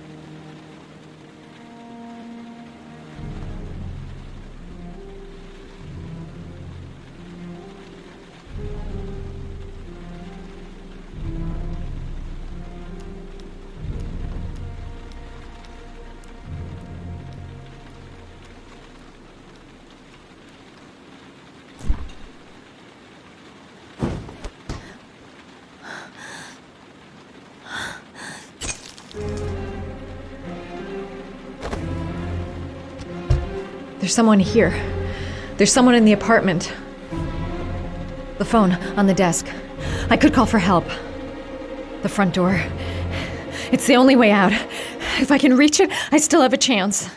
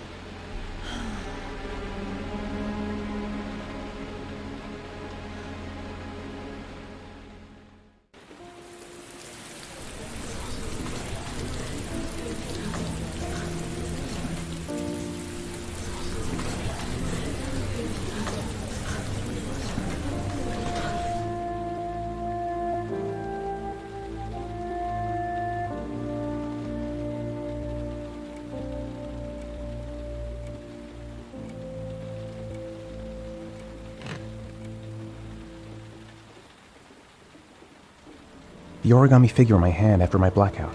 It's the same one the killer leaves in the hands of his victims. I've never done origami in my life. I'm the origami killer. I black out, and then the murdering starts. I know it's me. This doesn't make any sense. It couldn't have been me. I couldn't ever have done that. That letter might be linked to Sean's disappearance. I need to show it to the police. I'm exhausted. I didn't sleep a wink all night. I couldn't have hurt him. I love him. I love him with all my heart, but what in God's name did I do when he was on the carousel? What did I do with Sean? I must have done something, but I just can't remember. I'd give anything to know where Sean is now. There's no way back for me if I've done anything to hurt Sean. Goddamn reporters! They've been camped outside my house all day.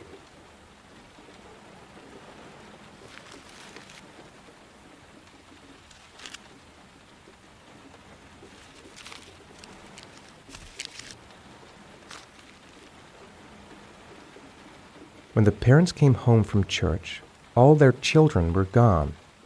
They searched and called for them, they cried and begged, but it was all to no avail. The children have never been seen again.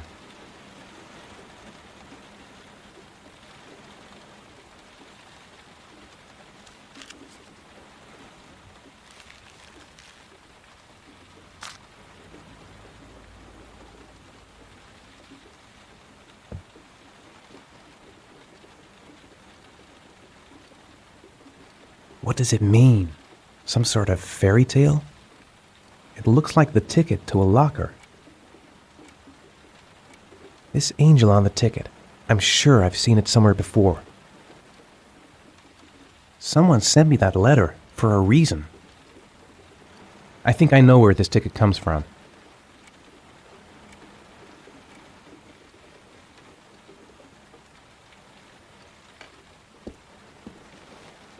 I have to get out of here and find out what this ticket is about.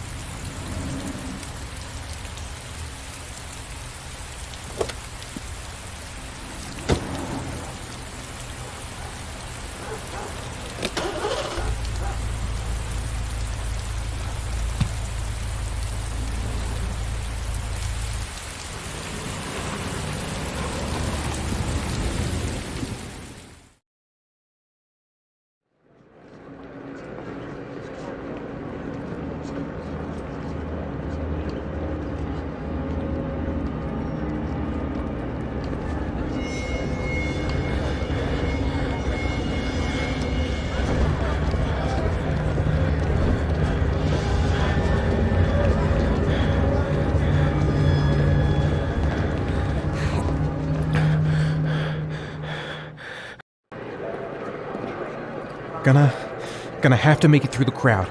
I can't take crowds. Just can't handle it. I'm just not gonna make it. Maybe I could come back later, when there's less of a crowd. The luggage lockers. They're on the other side of the station. No time to waste. I need to find out what's in that locker.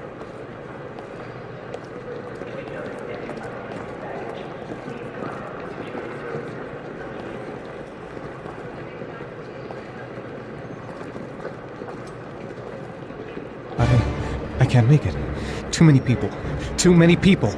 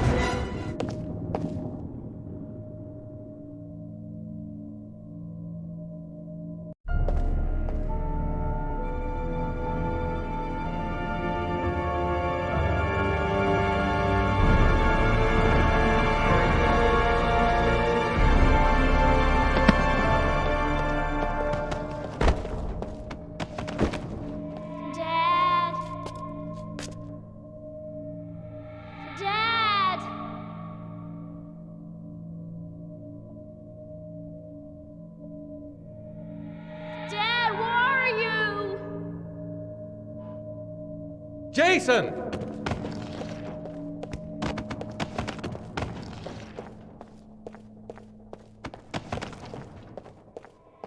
Dad! Jason! Dad!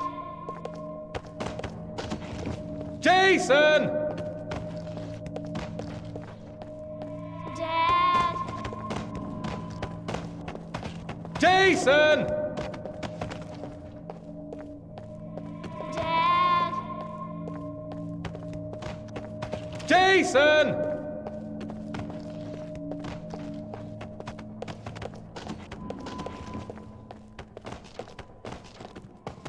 Dad!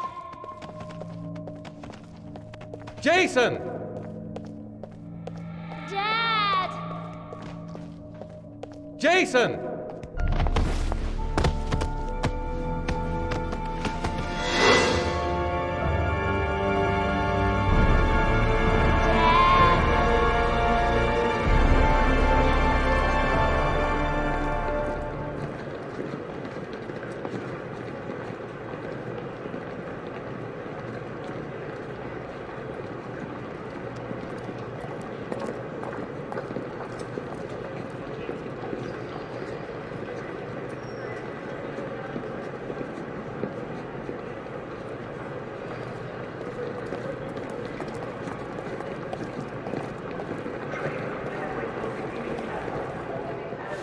Line 18, box number 3.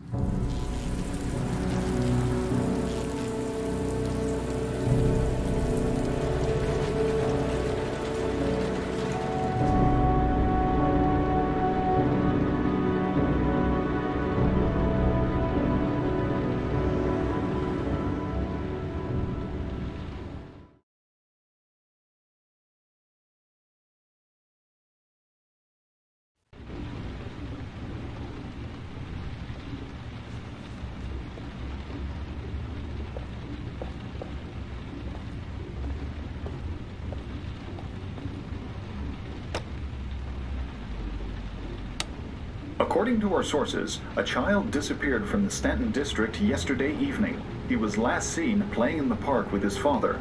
Full details are unknown, but following the disappearance of Jeremy Bowles, there is suspicion that this again may be the work of the Origami Killer. If confirmed, it will bring the number of victims to 9.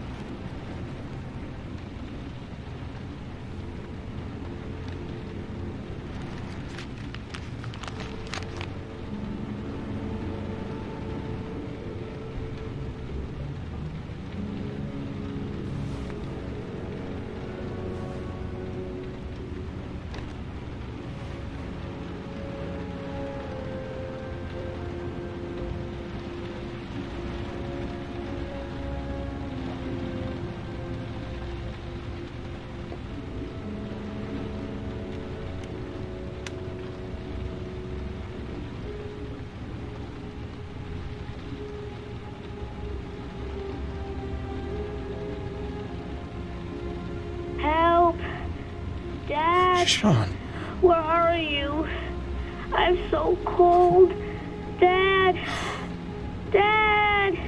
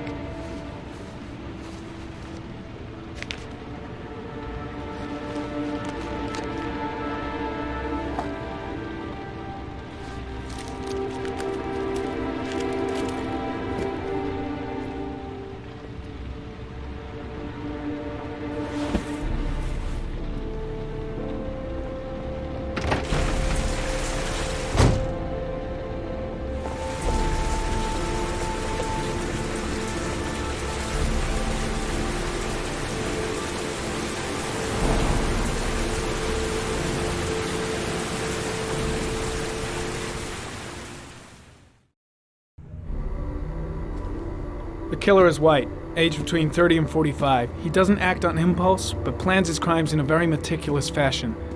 He doesn't have anything personal against the victims. That's why he covers their faces with mud, to make them anonymous. Why does he kill them if he doesn't have anything against them? For him, they're more of an image, a symbol. That's probably why he gives them an origami figure and an orchid as gifts to apologize for what he's done to them. Very interesting. And where does all that get us? The best way of tracking a predator is to be familiar with his behavior. That may be true in novels, but there's a child's life at stake here. Continue, Jaden. One detail attracted my attention. The interval between the time when a victim disappears and the time when the body is found ranges from 3 to 5 days. But the rainfall is always at 6 inches, give or take 10%. What on earth does that mean? All the victims were drowned in rainwater. The killer kills only in the fall when there is plenty of rain. It could be that he puts them in some sort of well or tank that is open to the skies and that fills up with rainwater.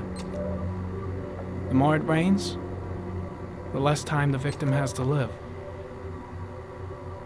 Then I studied the geographical distribution of the murders. Generally, a killer commits his first murder near to where he lives, so he has a safe place to flee to if any complications arise. The more confident he becomes, the further he roams from his base. By analyzing the locations where the victims disappeared, I was able to isolate a zone where the killer might live. And what size is this, zone? For the moment, about 10 square miles. Oh, great. There must be 10,000 people live in that sort of area. You gonna question them one by one? The more clues we get, the more we can reduce the zone. We can then cross-check it with our list of suspects and identify the killer. So what's next? There are 2 suspects whose psychological profile might fit and can be connected to the comfort zone. I'd like to question them. God damn it. We're wasting our time with this bullshit. The killer's out there somewhere, and we gotta get off our asses and find him. The killer is no ordinary murderer. He is intelligent, organized, and methodical. You won't find him by patrolling the streets.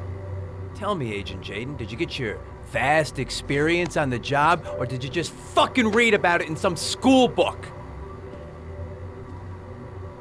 I came here to find a killer. And that is exactly what I'm gonna do. With or without your help. Fucking asshole! That's enough! You said it took 6 inches of rainfall before the victim died. How much time do we have left?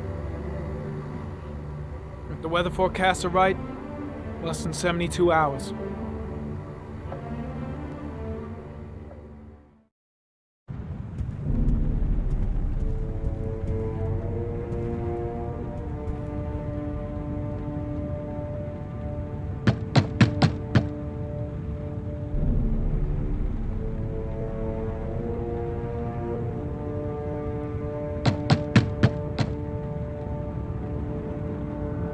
No answer.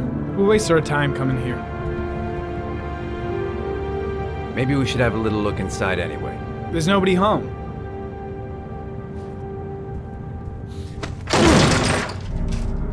There is now. I'm not sure that's entirely legal. Call the cops.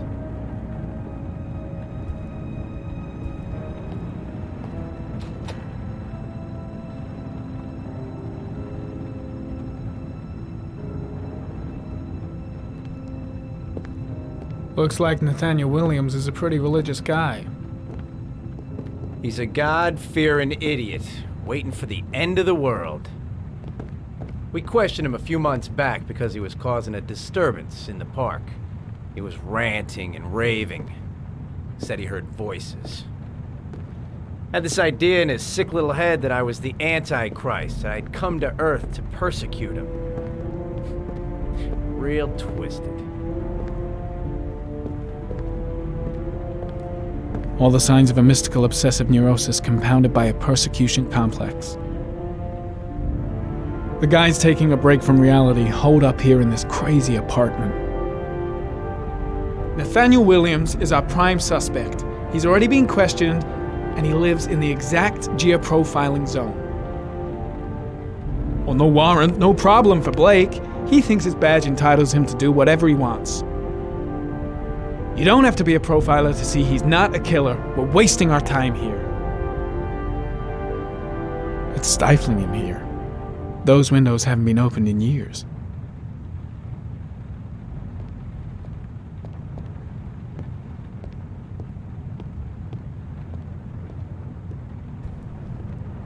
Candles are still lit. He should be back soon.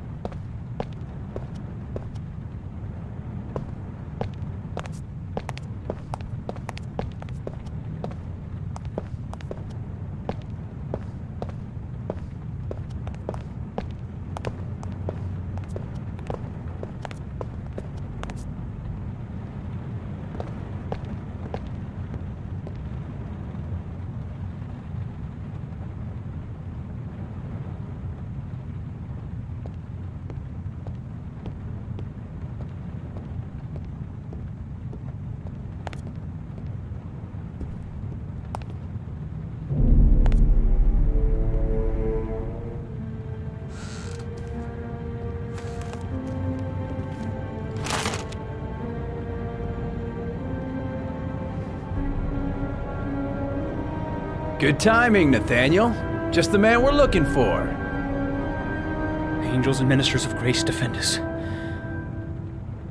I'm Agent Norman Jaden, FBI. I'd like to ask you a few questions. As God is my witness, I haven't done anything. I'm innocent. Relax. Nobody's accusing you of anything. We just want to talk. Why all the crucifixes? You afraid of something? The hour is nigh, and the wrath of God shall strike men down. I'm preparing for the end of the world.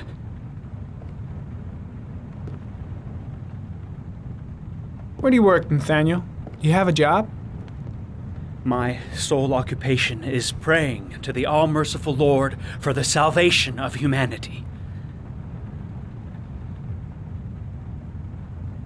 Nathaniel, do you remember where you were last Tuesday at 4:30 p.m.? Here? I was here. I was praying. All day. Was there anybody with you? No.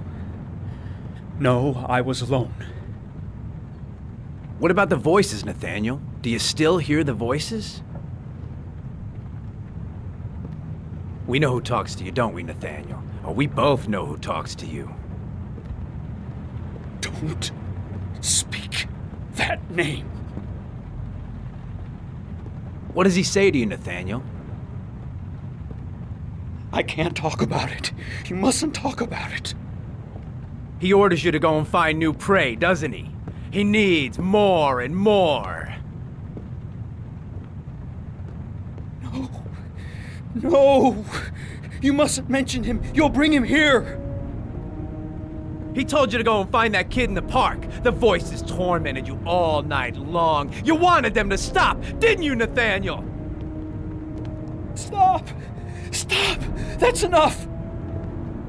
So you obeyed them to make them stop. You took that boy with you and you drowned him. What are you Isn't doing? that right? No! Stop! Stop! You killed them, didn't you, Nathaniel? Are you gonna confess, you bastard? You are the Antichrist. Put down the gun, I shall Nathaniel. dispatch you to your father in hell. He is the son of Satan. He was sent to earth to destroy us. For Christ's sake, shoot! You're not gonna kill the Antichrist with a revolver, Nathaniel. He's much too powerful for that. Antichrist, my ass! Get that gun out of my face! Keep calm. Everything is gonna be fine, Nathaniel. You shall regret confronting the emissary of the Lord. You shall know divine power. Concentrate on my voice, Nathaniel. Listen only to my voice. Christ all powerful, defend us in our battle with the forces of evil. Protect us from the cunning and wiles of the demon. May God Almighty manifest the power of his empire, and may divine power cast Satan and all the other spirits that prowl the world in search of souls into the darkest depths of hell. Lieutenant Blake is gonna leave our planet right now and return to the realm of shadows. Creature of darkness, I do beseech you to return to the realm of shadows and leave our Nathaniel in peace. Back away, slowly.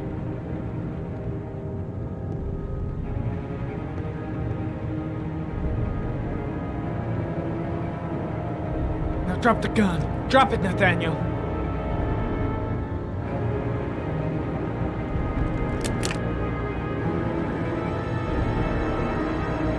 Put your hands on your head. Turn around.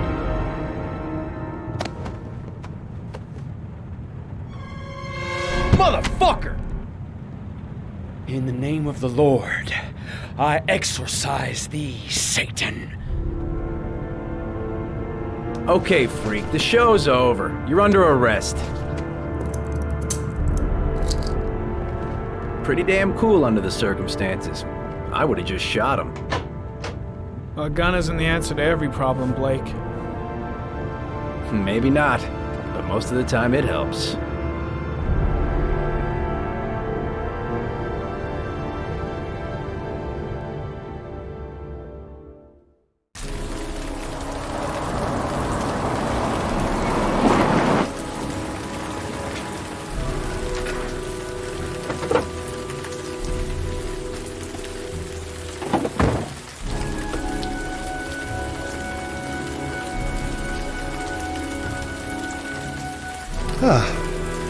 Asthma-free for the moment, lovely.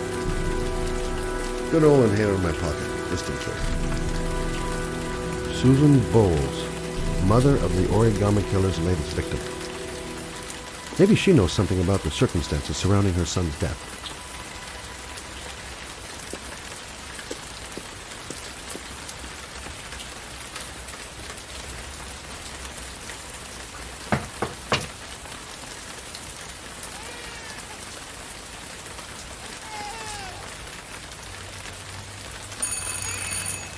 No answer.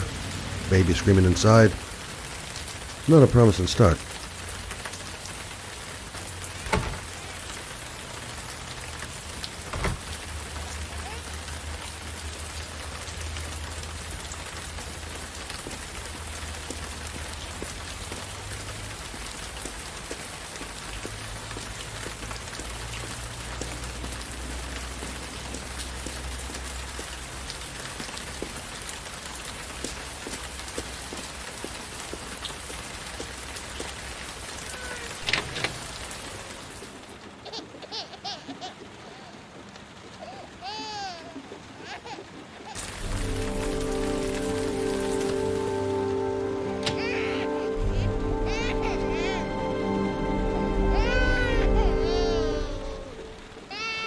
Anybody home?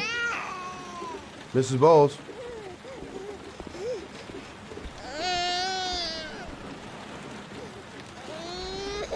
Hello, little cutie. Oh? You looking for your mama?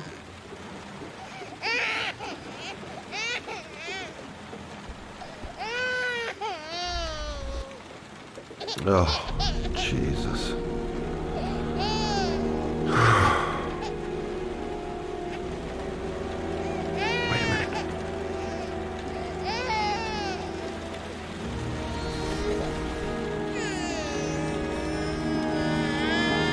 Come on, I have to search the house. Maybe it's not too late.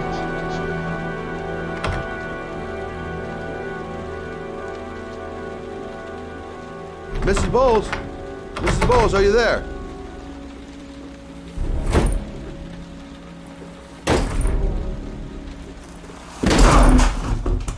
Oh, shit.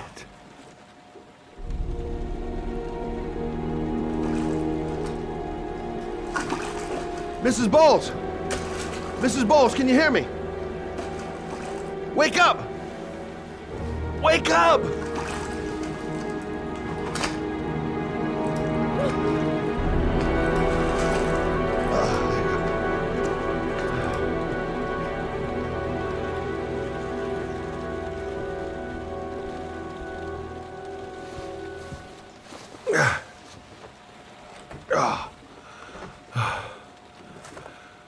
I'm gonna call an ambulance. No, I don't want to go to the hospital. Please. Okay. You got something around here I can dress this wound with? Yeah, I think so. Okay, don't move. I'll be right back.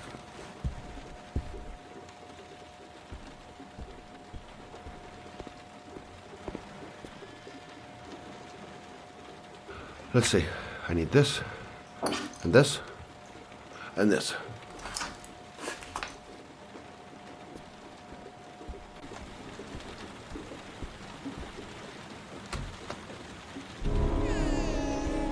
I'm here for you, Susan.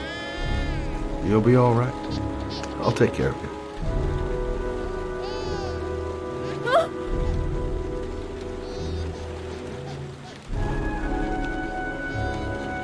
Stay with me, Susan. Susan, do you hear me? Susan, stay with me. Can you hear me? Stay with me. Okay, come on.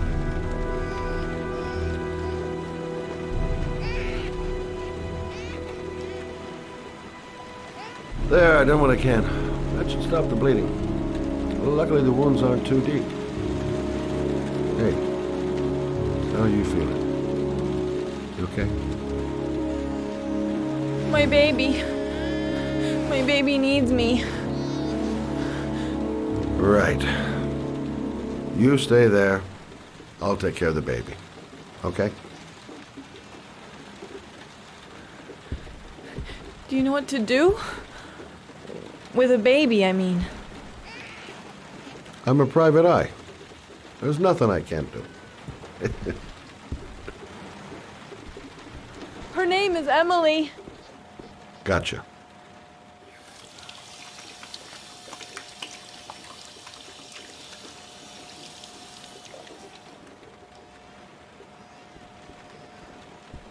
I was a private eye when I walked in here, and now I'm a babysitter. Go figure. Mommy will live for now. Let's see how Junior's doing. Hi there, Emily. So, what seems to be the problem, huh? Oh! Going by the smell, I got a pretty good idea.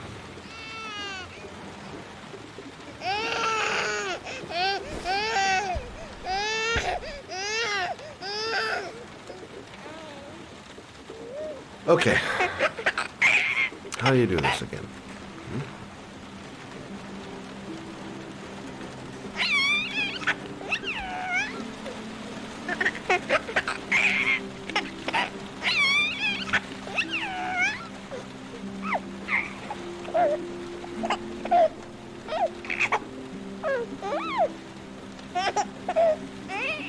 There you go, fresh new baby. That should feel better. Right, Emily?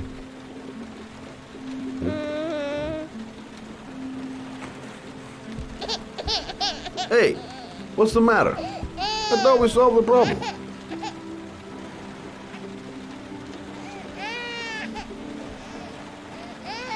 Why is she crying? I'll ask Susan. She'll know what to do. Of course. Now I know why you're crying, my little peachy poo. Mother Shelby to the rescue.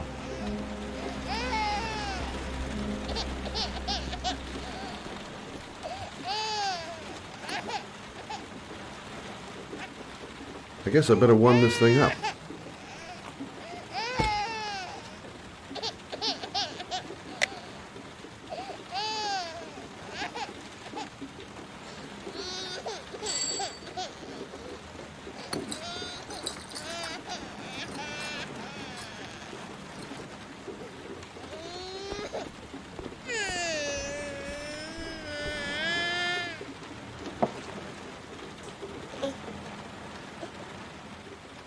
Oh, Emily, are you hungry? Huh? You hold on. I'll just tilt this bottle a little bit so you don't choke.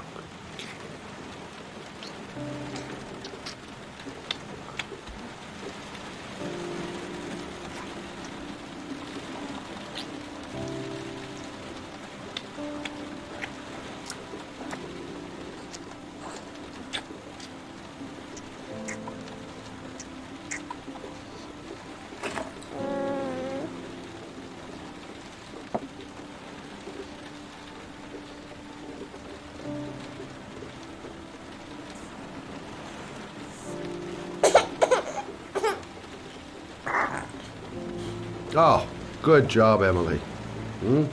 You're feeling good now, right? Now, I'm gonna rock you very gently so you can have a nice little snooze. Okay? All right.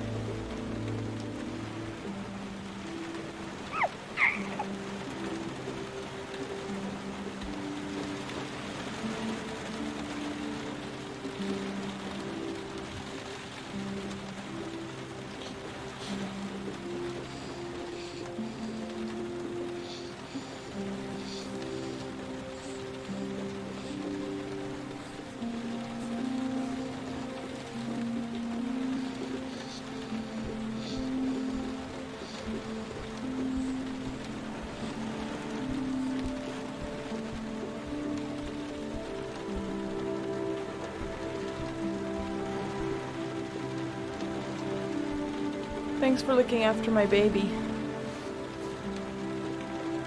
I didn't want to leave her. I just couldn't cope anymore. Just not having Jeremy around. He was such a good boy. Can't understand why anyone would want to hurt him. Do you take care of this baby on your own? Doesn't Jeremy's father live with you anymore? He disappeared. The day after Jeremy. I don't know what happened to him. Maybe he couldn't take it. Ever since I've had to look after Emily all on my own, and I couldn't do it anymore. I understand. Did your husband say anything before he disappeared? Did he leave a note or something? No. He left the house without a word, and there was just the cell phone. A cell phone? Yeah, I found a cell phone in his dresser. I'm sure it wasn't his. I'd never seen it before. I tried to turn it on, but it didn't work. Do you still have it? Yeah, it's in a drawer in the living room. You can have it if you'd like. I'm sure it's of more use to you than to me. Do you have any family or anybody to help you? Yeah. My mother. I didn't want to ask her for anything. We don't really get along. but I guess I'm out of options. Well, look after yourself. And Emily. I will. I promise. In a drawer in the living room. That's what Susan said.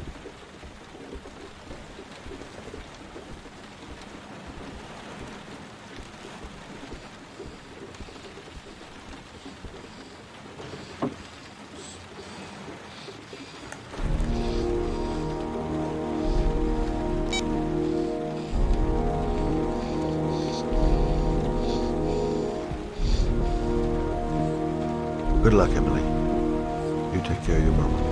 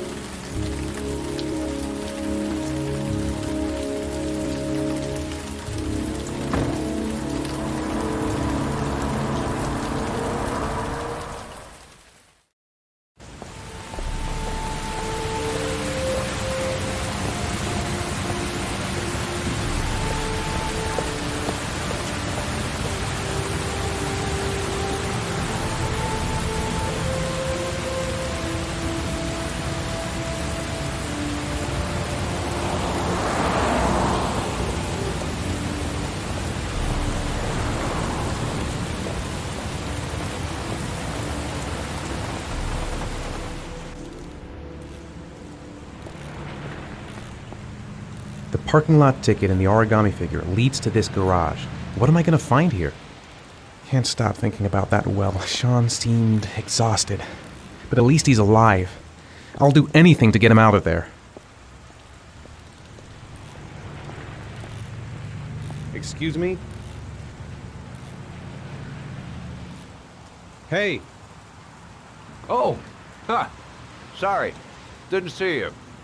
What can I do you for?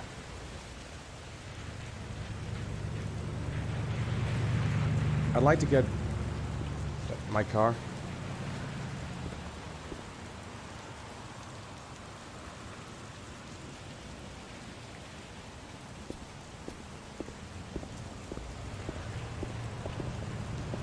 Hey, you're a pretty patient guy, you are.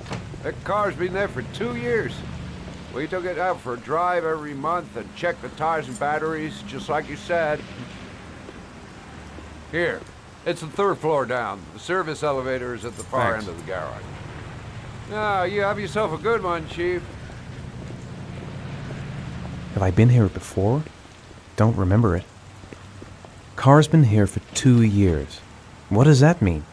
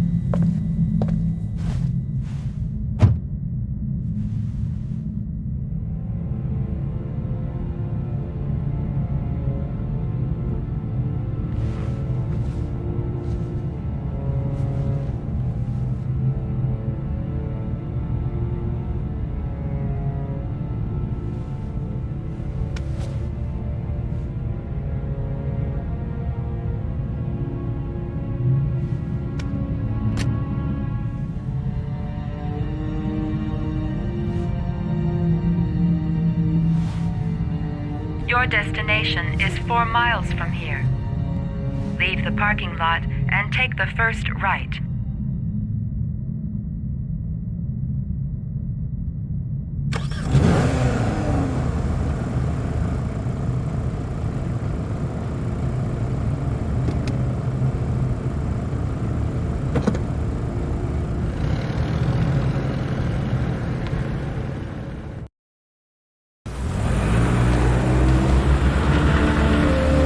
Take a left at the next intersection. Keep to the right and take the first exit.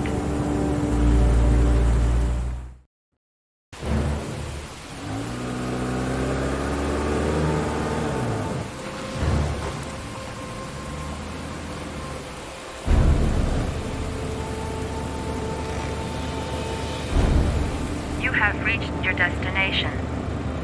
Are you ready to show your courage in order to save your son? Listen carefully. Take the highway and drive against the traffic for 5 miles. If you haven't reached your destination in 5 minutes, you will have failed. I don't want to die. Not here. Not like this. If I succeed, I'll get more letters for the hangman. It's my only lead. No turning back now.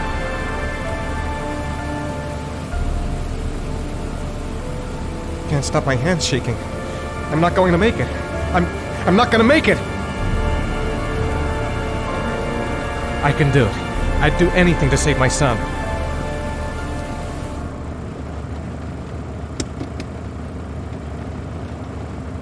Go the wrong way on the highway for 5 miles? Am I willing to take that risk in order to save my son? A lot of good it'll do Sean if I kill myself on this highway. I've got to do it, for Sean's sake. I have no choice.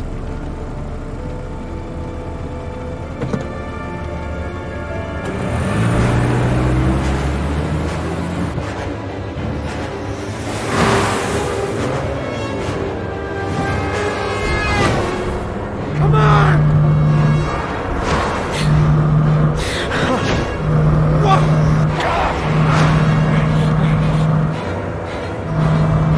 I can do this, come on!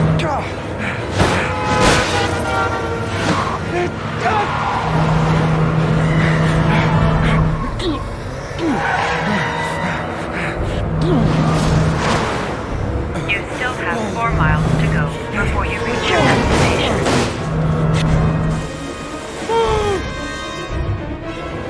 Get out of the way! Oh, come on!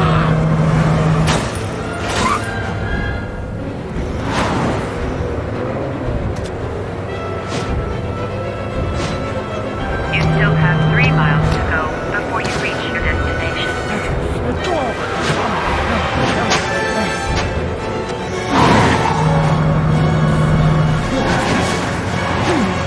You still have 2 miles to go before you reach your destination.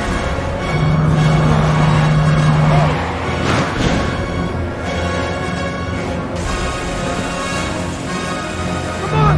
Move out of the goddamn way! Move out of the way! Come on!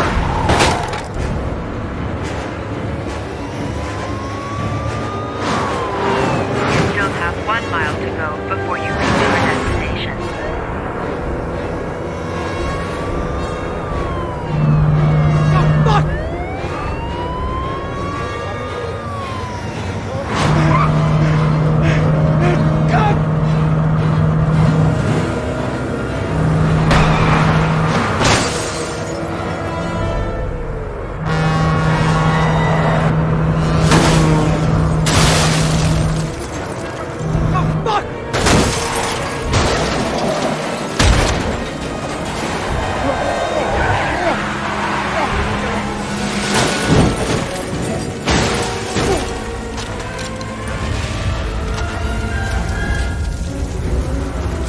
Destination reached. Please press the screen. Destination reached. Please press the screen. Destination reached. Please press the screen. Destination reached. Please press your reward is in the glove compartment. is inside the GPS. Your reward is in the glove compartment. The key is inside the GPS. Your reward is in the glove compartment.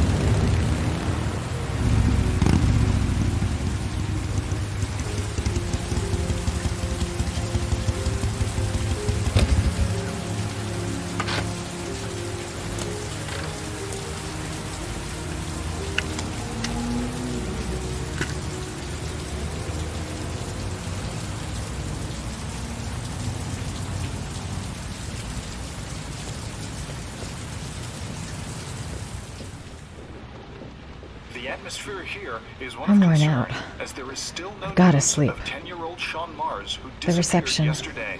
A recent Let's hope report they've got a room indicates that left. the police are now treating this as another kidnapping by the Origami Killer. If this information is confirmed, he may still be alive, as the previous victims were all killed 3 to 5 days after their abduction.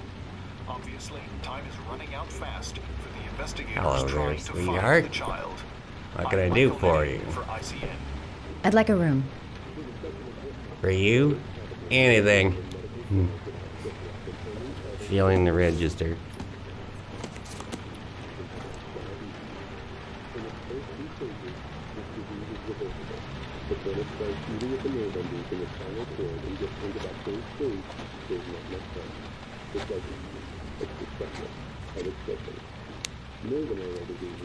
Madison Page, 27, single. How long will you be staying with us, Ms. Page? I don't know yet. Room 201. Last floor, stairs on the right, in the courtyard. Thanks. The pleasure was all mine. That's for sure.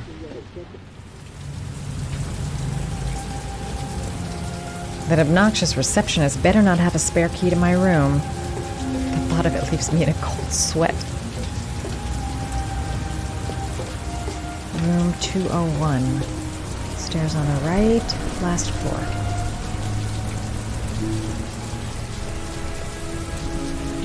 Room 201. Stairs on the right, last floor.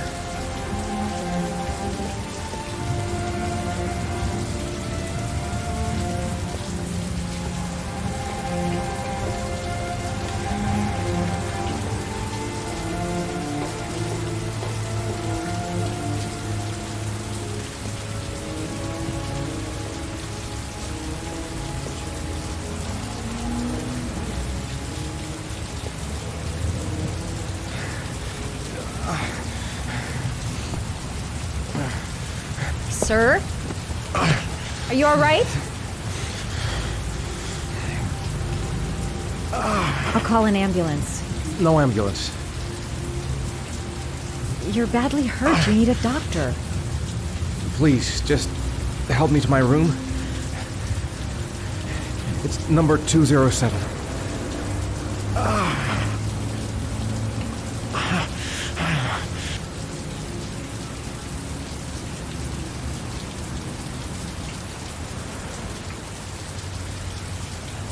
Look, it's none of my business. I'll just leave him there and tell the receptionist. He doesn't want to go to the hospital. Why? He's really out of it. What the hell happened to him?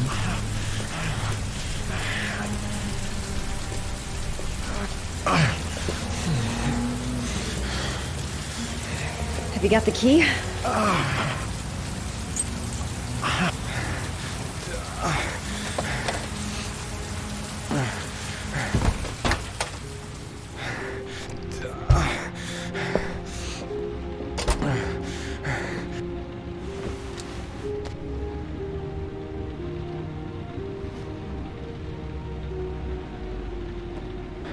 You're really in bad shape. You should see a doctor.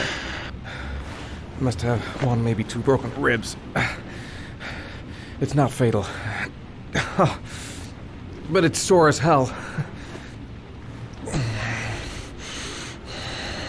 Your head is bleeding. It looks deep.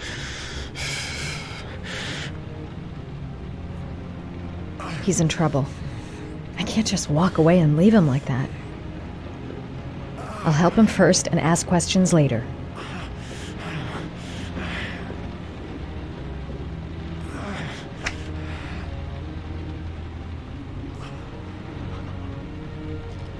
Paracetamol painkiller. Administer in cases of intense pain. Do not take more than 1 pill every 24 hours.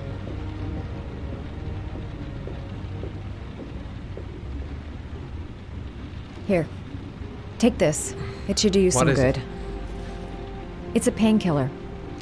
It'll help reduce the pain. It says on the box to take 1 every 24 hours. I don't think it's a good idea to exceed the dose. I can't afford to wait.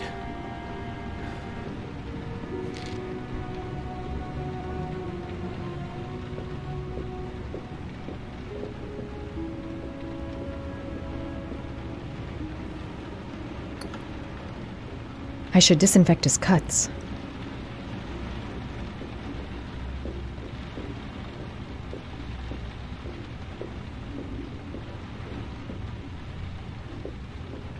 I'm gonna disinfect your wound.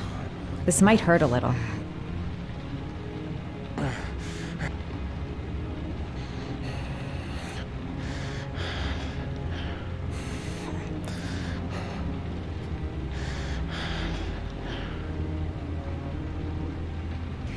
There. At least it won't get infected. Thanks. I wouldn't move around for a few days if I were you. I'm gonna take a shower.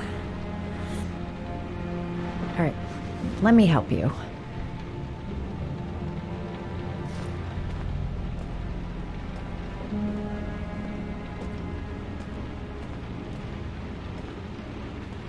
I'll wait here until you come out. Let me know if you need anything.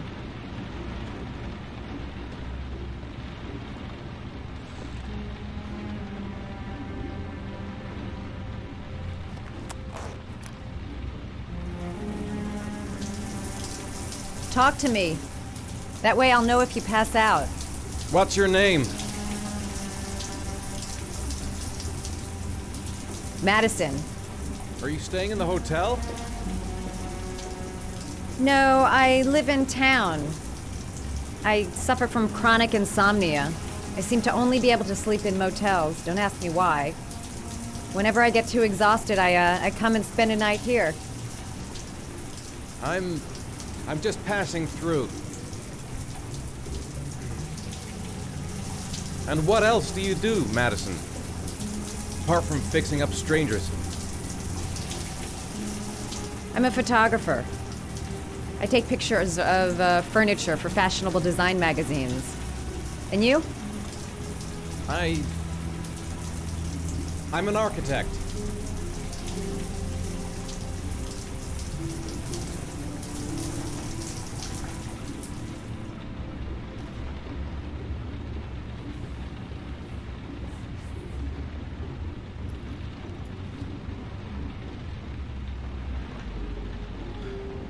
Thanks for staying.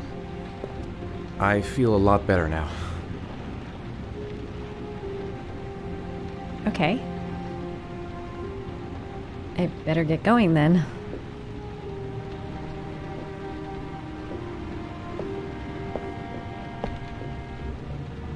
By the way, you never told me your name. Ethan. Be careful, Ethan.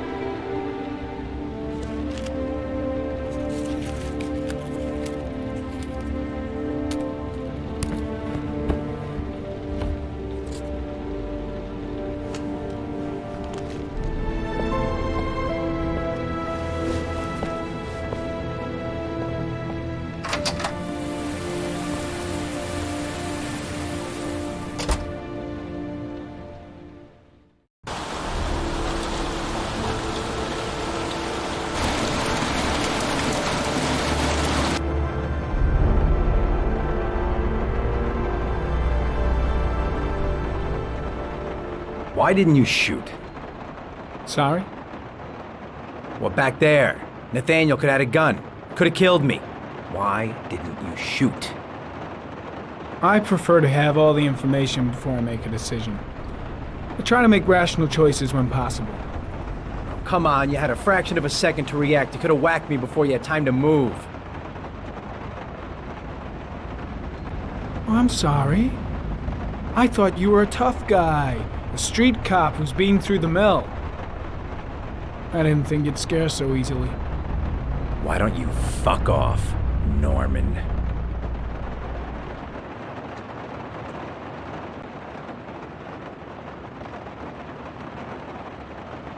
That's him.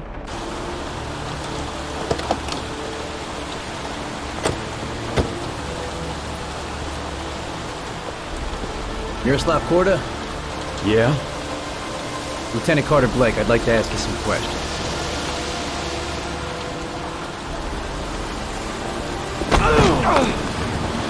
Shit, don't just stand there, he's gonna get away! Ah! Hey man, watch it, dude!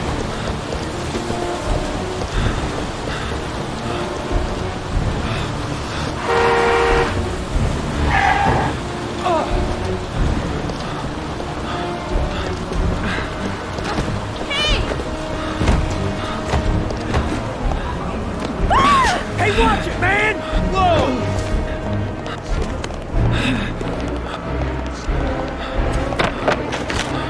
Hey, man, what about my tomatoes? Whoa!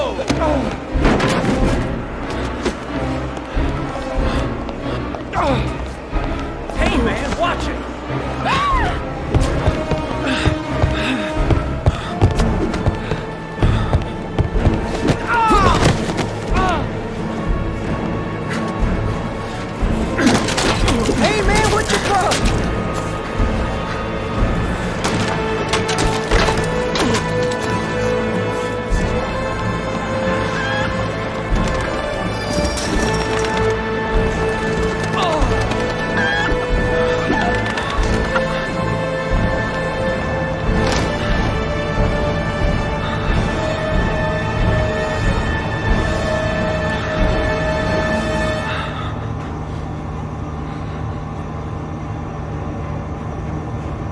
damn place is freezing. My hands are numb. Shit! Where'd he go? I can't see anything here. No way he's escaping. I'm gonna get that bastard. Come on. Show your ugly bastard face. Where the fuck is Blake?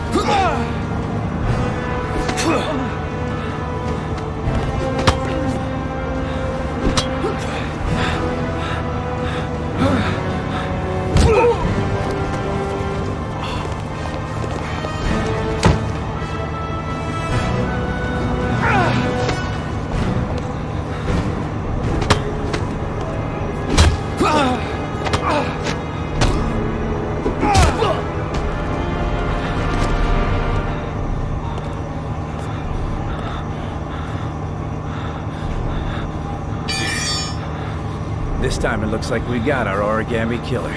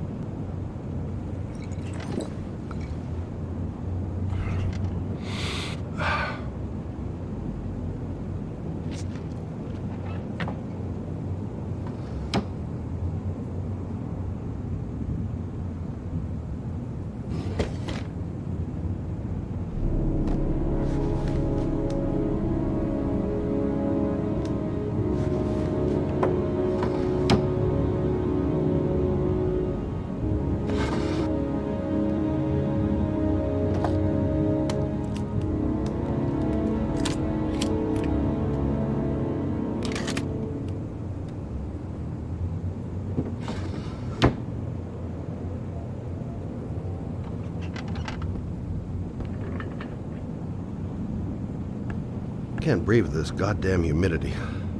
Hope it stops raining soon. All the newspapers are talking about Sean Mars, the kid who disappeared.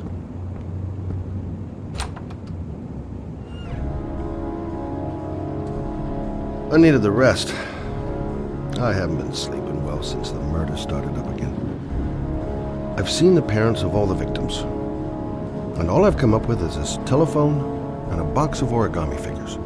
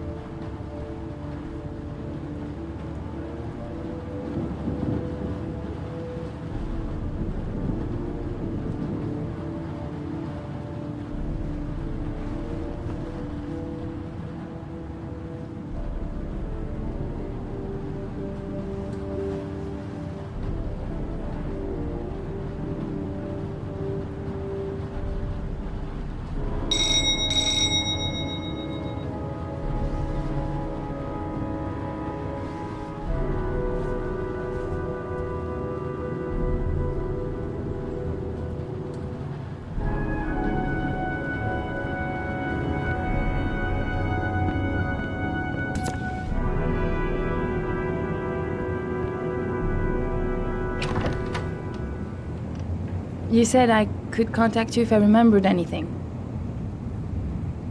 Can I come in? Sure.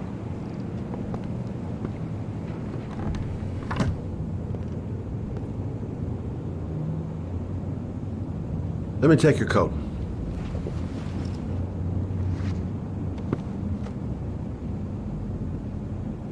You want a drink? Yes, glass of water, please. Take a seat, I'll get it.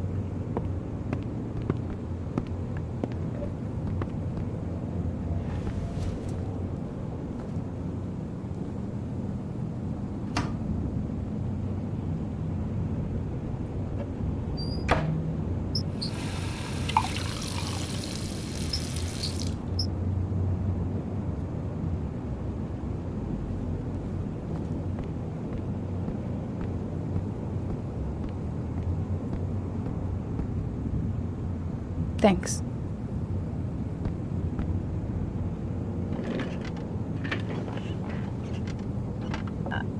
I just remembered something. Maybe it's not important, but a letter arrived in the mail the morning Johnny disappeared. A letter? What kind of a letter? It was addressed to Johnny's father. I don't know what was inside it, but he read it and then he left. That's the last time I saw him. And you think there's a connection between that letter and Johnny's death, is that it? You remember anything else about the letter? Well, I don't know why, but I kept the envelope.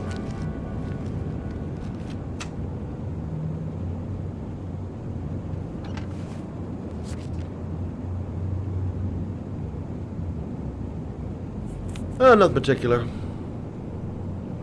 Except the address. The address? It was typed with an old typewriter. Could be a lead, you never know. Well, thanks for your help, Lauren. I'll let you know if it leads to anything. Wait, I can't just sit around and do nothing while you're out there looking for the man who killed my son. Ever since you came around, I've been thinking, and I want to come with you. Help you in your investigation? There's nothing you can do to help, Lauren. It's not a good idea. Believe me. If you won't let me help you, I'm keeping the envelope. It's all or nothing. Listen, an investigation like this is dangerous, and I don't have time to play the bodyguard. How many clues have you got, Mr. Shelby? This envelope. Maybe your only link to the killer. I understand. It was a stupid idea. Sorry for wasting your time, Mr. Shelby. Wait. You're really something special, Lauren. I'll give you that. I'm just a mother. A mother who wants to find out who killed her son. Are we partners?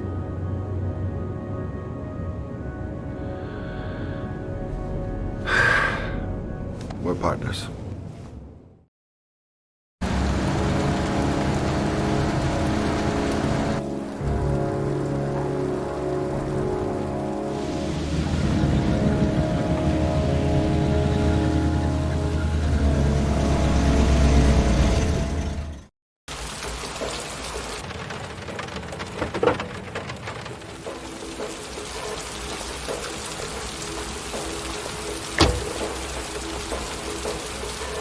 Maybe you better stay in the car. We're partners, remember? Wherever you go, I go.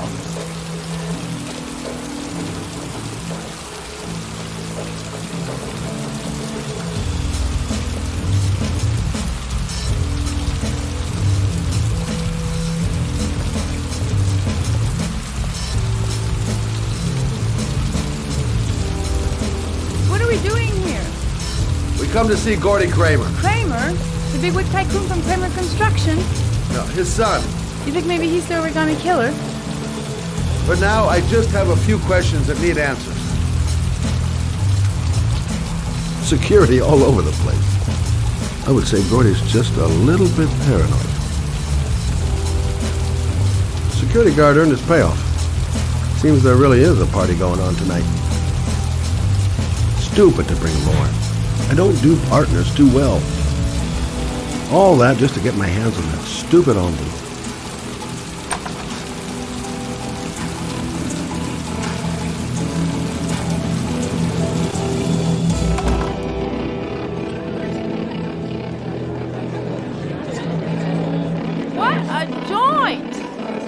must be loaded. What do you think he paid for all this shiny crap? We'll discuss Kramer's decor another time. Are we gonna be here long? This place gives me the creeps. I'm gonna go find Gordy Kramer. You stay here till I come back, okay? Okay. Just let me know if you need me.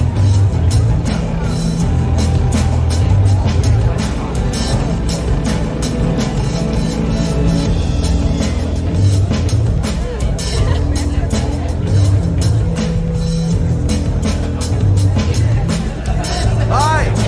Great party, huh? Hi! I haven't seen you before. Well, let's get better acquainted, pal. Oh, you're my kind of guy. I like you. My friend. Maybe this job does have its perks.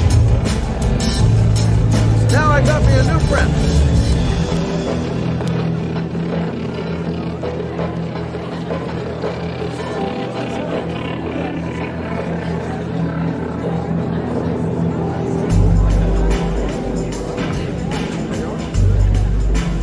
Whiskey straight up, no ice.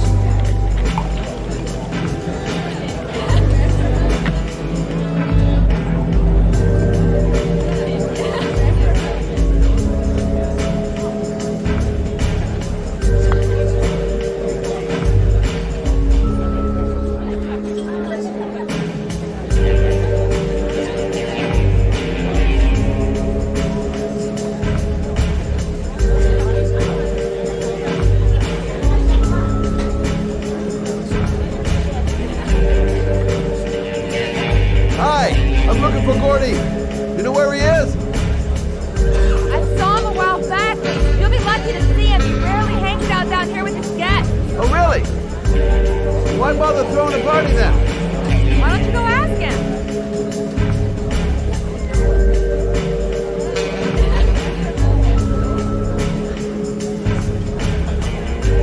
Excuse me.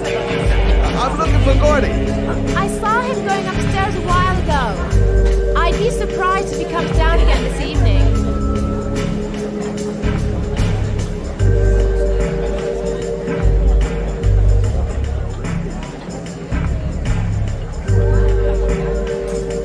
Excuse me? Nobody allowed upstairs.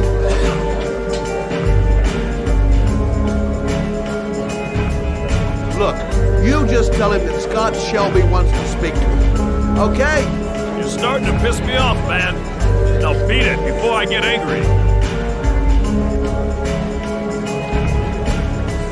If I want to see Gordy Kramer, I'm gonna have to go about it some other way.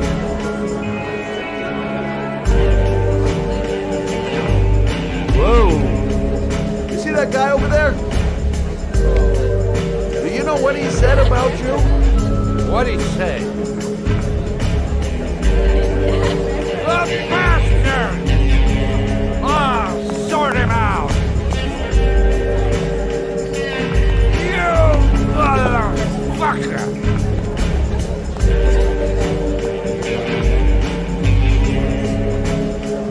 Were you talking about my mother, you big monkey in a cheap suit? You're thinking, oh, you're a big man, I'm a bigger man. No. Hey. Ooh, monkey. I'm talking to you, big ape. What are you saying about my mother? You get wild with me, my little friend. And you know who I am?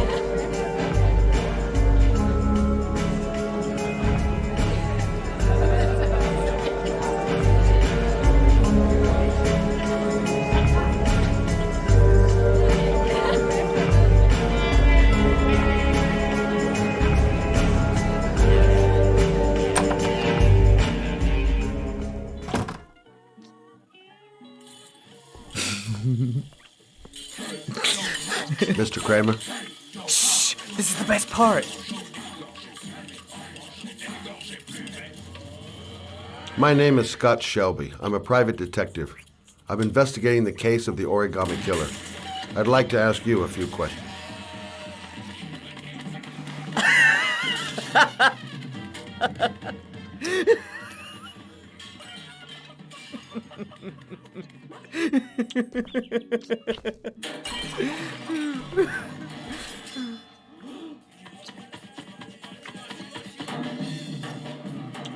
I'd like to know exactly what happened to little Joseph Brown. Beat it! You hear me? Get the hell out of here!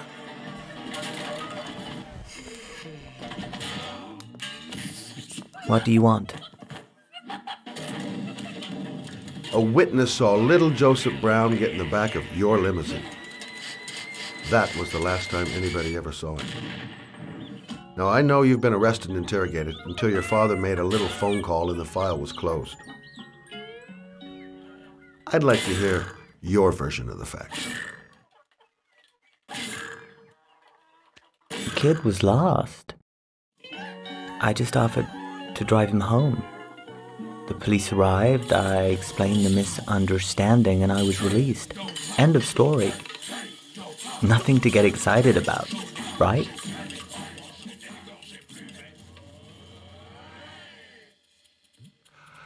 I don't know why, but your story just doesn't check out.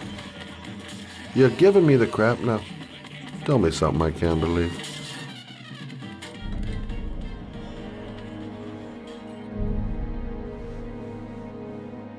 Very well.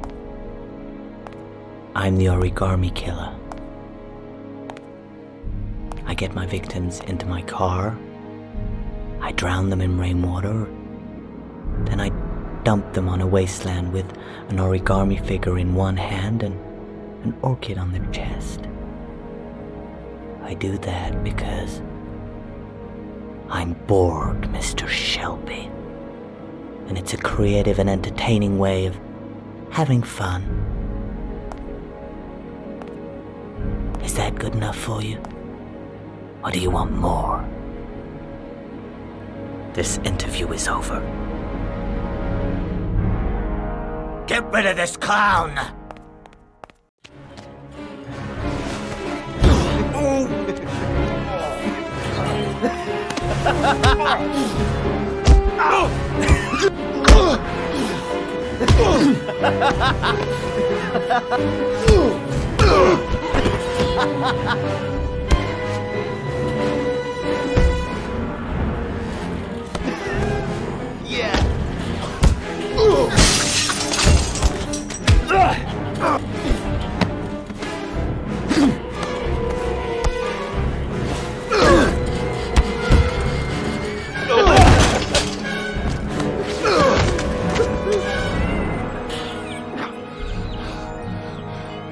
It's a dangerous game you're playing, Kramer. Do you know who my father is? He only has to lift one finger and you won't wake up tomorrow morning. You're the one that should be afraid, Mr. Shelby, not me.